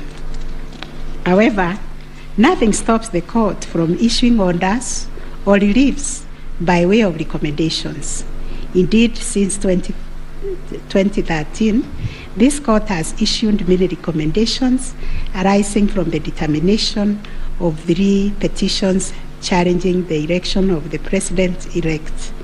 The recommendations are meant to improve our electoral landscape and hence aid in the development of our democracy.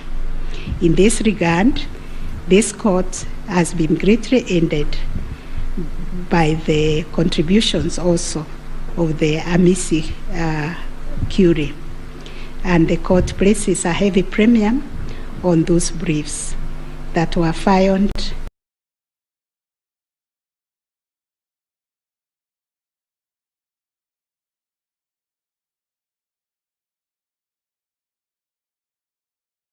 and those which were admitted. The final orders made by the courts. This is a unanimous decision of the court, and we make the following orders. 1, the presidential election petition number E005 of 2022 as consolidated with the presidential election petition numbers E001, 2, 3, 4, 7, and 8 of 2022 are hereby dismissed. As a consequence, we declare the election of the first respondent as president-elect to be valid under Article 143 of the Constitution. This being a matter cutting across the public interest, we order that each party do bear their own costs. It is so ordered. And finally, the court has asked me to also acknowledge, although we'll do it in the long draft, the enormous contribution made by counsel in these proceedings, and also the orderly way the counsel, all the advocates and parties conducted themselves. They remained seated throughout the proceedings. That is the judgment of the court, a unanimous one.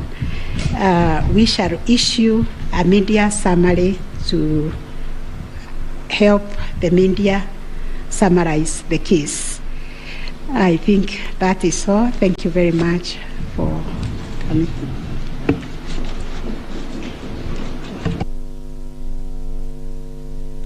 My Lady, Madam Chief Justice, and the learned judges of this court, again, I am requested by my colleagues to thank you most profusely for your labors into delivering this judgment, listening to all of us, and giving our nation this judgment so that we may move forward. Thank you, and God bless you.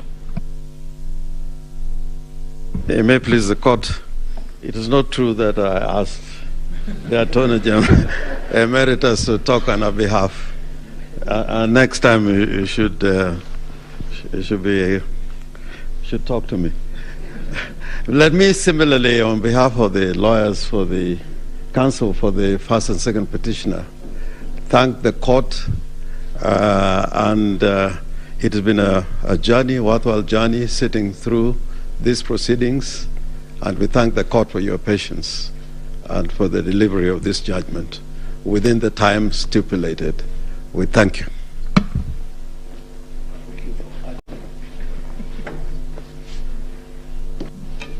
Madam President, members of the court, I wish to request just a couple of minutes for the chairperson of the Law Society of Kenya to make a few remarks in appreciation of the work that the court and Kenyans have done on this exercise, if you allow. Thank you. I call upon Mr. Eric Theuri to come and make his remarks.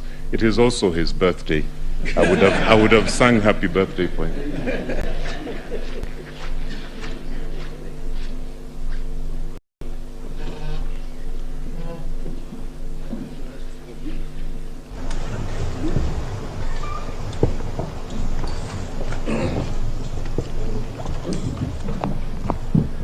My Lord, the Chief Justice of the Republic of Kenya, the President of the Supreme Court, the Deputy Chief Justice and all the Justices of the Supreme Court, I think it would only be fair that I make my remarks after Counsel for the Respondents, Senior Fred Ngatia, makes his remarks to the court.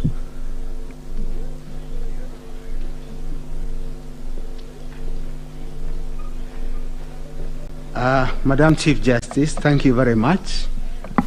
It's so kind for the President to acknowledge that age goes before youth. Mine is to thank the court, to thank my learned friends for the effort we all expended. We thank this court for clarifying certain issues, and we look forward to a less corrosive 2027. Thank you very much.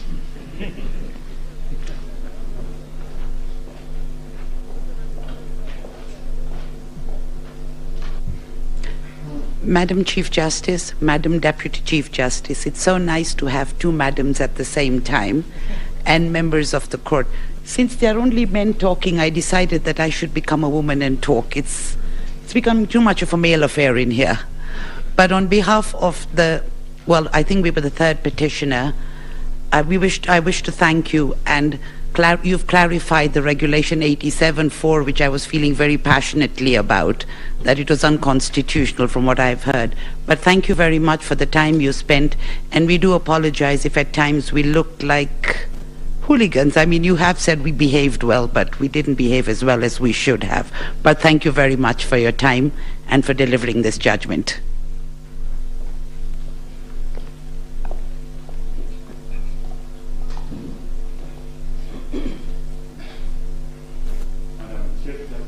Madam Chief Justice, Madam Deputy Chief Justice, members of the court, I, on behalf of Attorney General,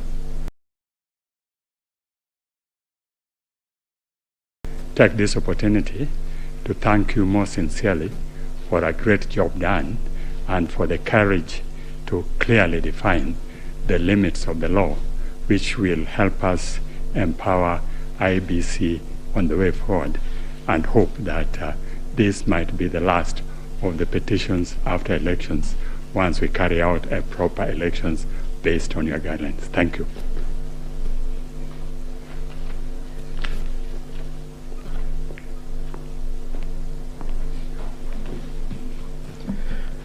The Chief Justice and the Justices of the Supreme Court, on a light note, my members would be extremely worried if we take the submissions of Senior Counsel Orengo that this should be the end on account of fees. But Baleli, the Chief Justice, on behalf of the Law Society and all the members of the society, we wish to first of all take this opportunity to thank the court in the manner in which it has conducted these proceedings, extremely efficient, especially in light of the really short and strict timelines that you've had, but the management of the proceedings, the manner in which the court adopted a somewhat inquisitorial nature to the conduct of these proceedings is something that as a society we have noted, and we wish to commend the court, and we do hope that the other courts, as they determine any petitions, election petitions that would go before them, will similarly adopt such inquisitorial attitude, so that we try and really enrich the process that these proceedings intend to achieve. Secondly, I wish to also thank the council, all the advocates who have appeared before you. They have demonstrated extremely high standards of decorum and courtesy, and have also demonstrated a flair for persuasion of the court, including the use of PowerPoints, and of course the now famous pinky pinky ponky mimic. But all that really, I'm sure, has demonstrated, especially to the younger members of the society, how to conduct themselves before the court and how to really prepare a persuasive brief. And we thank all the advocates who appeared before this court for the good work that they have done. And of course, as a society, we feel extremely proud that they have been able to raise the profile of the advocates in this country a notch higher from their presentation. So, my lady and my lord, it's not lost to us that at the end of these proceedings, and once we are able to get your judgment after 21 days, that it is democracy and the Kenyan people who are the winners. The decision today, in a way, validates the choices that were made by the Kenyan people on the 8th of August, and they also help to build confidence in the institutions that manage the elections and the court. We recognize that no country is born as a democracy, and that it is a process, and the process of challenging an election, as has happened before this court, is part of the processes of building confidence within the electoral system. And we thank all the petitioners for choosing to challenge the results before this court. But at the end of the day, Kenya stands tall as a beacon of democracy, and we are very grateful that we've had this opportunity also as a law society to appear before the court and to give an amicus brief which the court has had time to consider. So we thank you and we wish you a good day. I know it has been a long 14 days, but you can rest, and we'll be looking forward to the decision that you deliver within 21 days. Thank you so much, my lady and justices of the Supreme Court.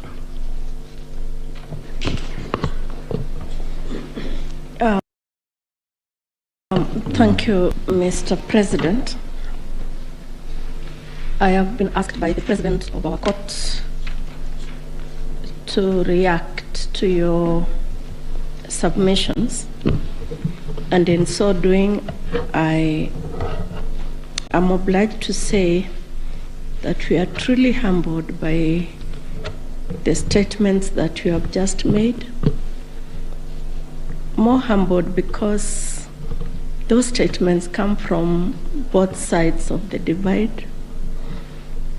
And thank you for appreciating what we have to do within a very short while.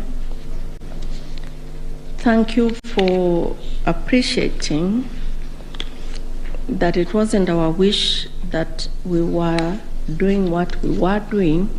We were doing the wish of the Constitution of Kenya 2010, the laws of the Republic, the facts of the cases that you placed before us, and the evidence in rebuttal. We know that, and we have repeatedly said this, the President and I, whenever we have had time to talk to you in other fora, that we are incomplete without this side of the bar. We are incomplete without the advocates. We thank you. We will get opportunity to do that in the main judgment, in the reasoned judgment. But we really appreciate your industry. We were impressed by the submissions you took. And we were impressed, and we said this the last 3 days, I'll tell you something about that in a minute, by how deeply you believed in your clients' cases. That we think is a mark of an extremely grown legal profession, and we ask that you do not bring the bar down. You keep taking it up. In any contest of whatever nature, and even if we say there are no winners and losers, and even if we say that the winners are the Constitution and the people of Kenya, the truth is that some 6 million Kenyans will not be happy today. But that's the nature of the work we do. What we hope, and we hope you can advise your clients and our brothers and sisters that are the Kenyan people, that that is what was expected. One side had to win. One side had to be in total or a great extent of compliance with the Constitution and electoral law than the other side. That's how we saw it. We thank you very much. We, the 7 of us, have not slept since we parted company on Friday. I think it is showing on our faces. And we thank you that you appreciate that we work under difficult circumstances, especially because of time. As ground rules, we agreed when we left you here on Friday that we would not pick any of your calls. A lot of you called us, but we just couldn't pick your calls. And I hope you understand that we couldn't. We saw that you were trying to call us, but we just could not pick the calls. I hope you understand. And now if you allow us, again, on behalf of these 7 men and women, thank you very much for appreciating what we have to do. Thank you for giving us the honor to serve this country in these capacities. And let's hope that we can continue to grow our democracy this way. And thank you very much for everything you also do for the country. And now you allow us to go home and sleep. Thank you. The court is adjourned.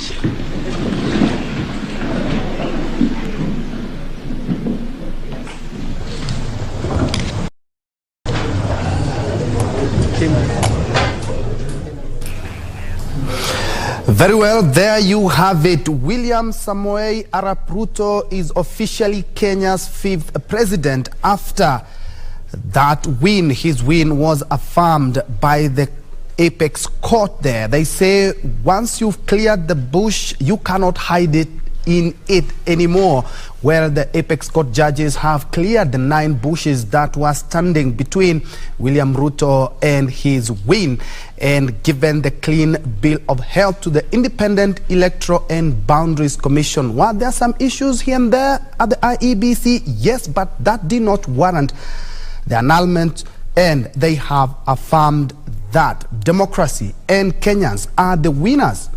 All the 7 judges, it was a unanimous decision, all the 7 judges have upheld that win. Ray? Ray? Indeed, bushes there. And there was one of the issues that rather came out, and this one we actually saw.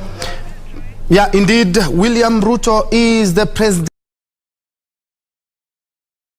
president-elect, and as soon as he is sworn in next week on Monday, then he officially gets into the Kenyan history books as Kenya's 5th president. That is after all the 7 judges said yes indeed. And talking about bushes or the petition, the final orders being the presidential petition has been dismissed.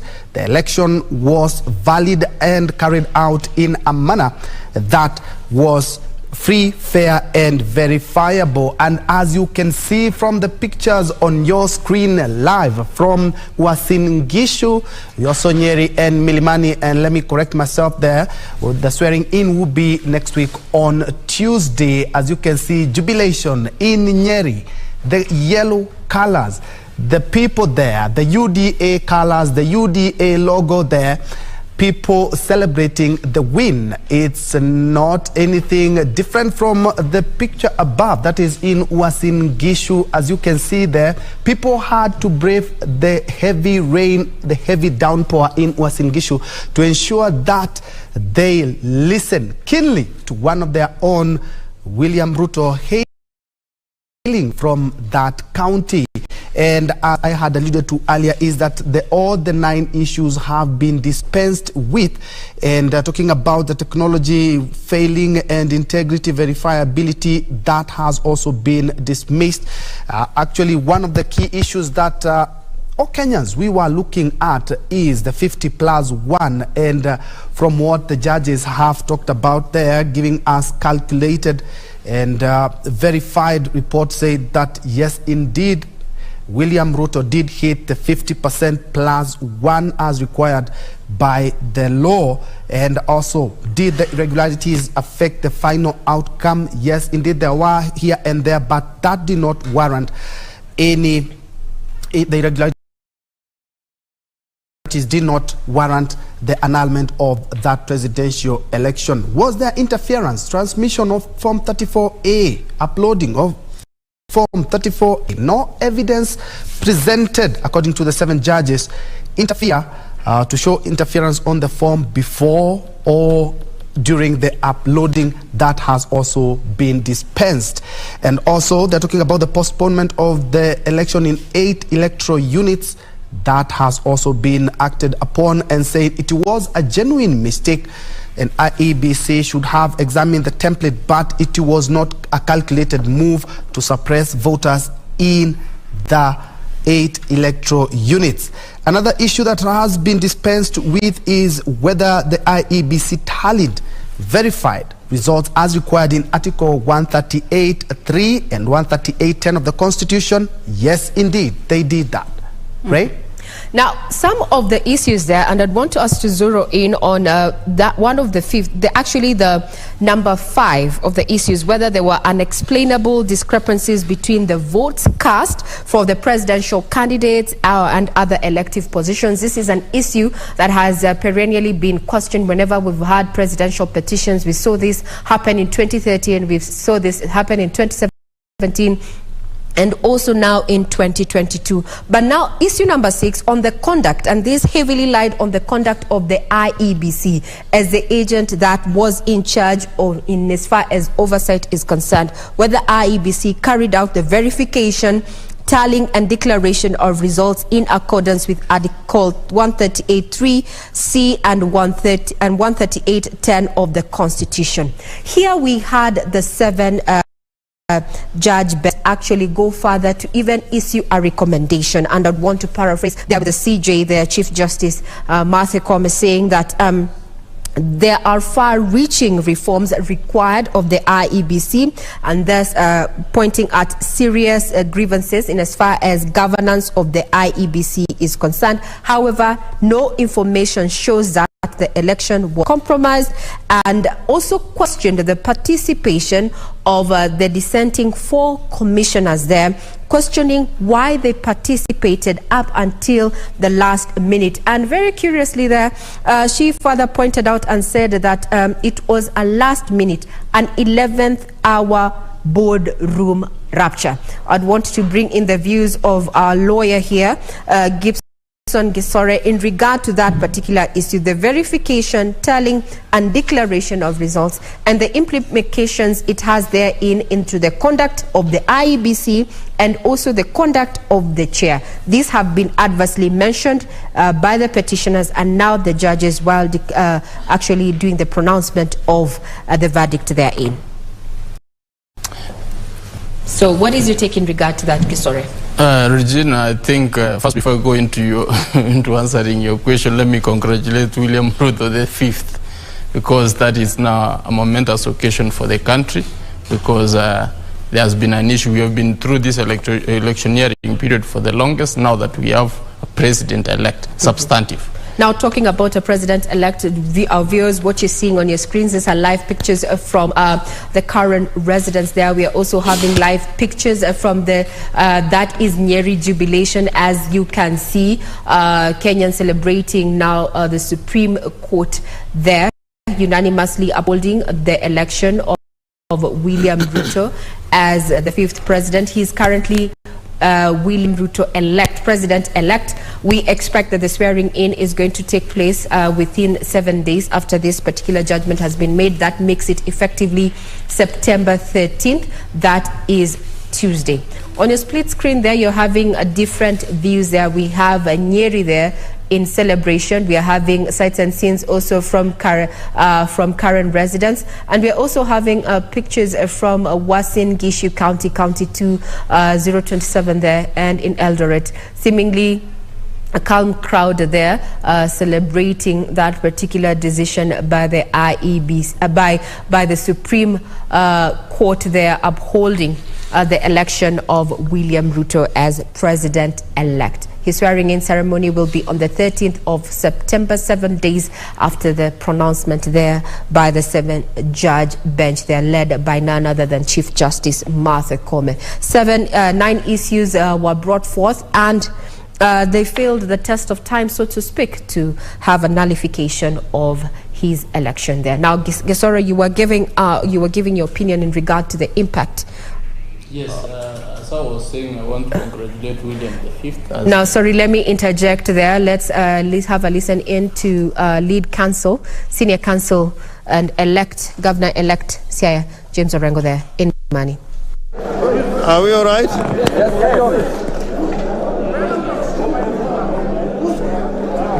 First and foremost, I want to thank our team of lawyers.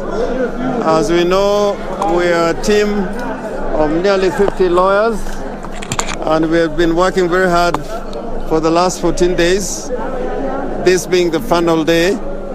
Secondly, we want to thank our clients, the petitioner number 1, Raila Odinga, petitioner number 2, Martha Karua, and other eminent persons in this team, including senior counsel Stephen Kalonzo Musyoka, for having their trust and confidence in this team of lawyers to prosecute their case in petition number 5, which has been consolidated with other petitions, and put their case before the Supreme Court. I want to say without a fear of contradiction that we do not agree with the decision of the Supreme Court. Like Al Gore, I will say we accept the decision, but we do not agree with it. And I'm saying this as a seasoned practitioner, that courts sometimes make mistakes which have to be corrected over time. Courts make political decisions. As you know, in the United States of America, there has been a long-standing case that has been held as universal truth of jurisprudence involving women's rights, Roe versus Wade. It took them 50 years to overturn that case because of a Republican Congress and a Republican president and a Supreme Court that was basically appointed by Republicans. And therefore, I want to say, yes, in accordance with the law, we got to accept this decision as the law of the land. But I think it is a very ideological decision. I think there are a lot of what was said in the judgment, and we'll have time when that judgment comes out to put out a critique. But all it means is that in our jurisprudence, the petitioners will always have a big burden to carry when you have an electoral commission which is not open and transparent. The best way for this court to have made a decision was with the servers to be fully opened and all the election materials be placed before the court, as would happen in a case where justice has to be rendered.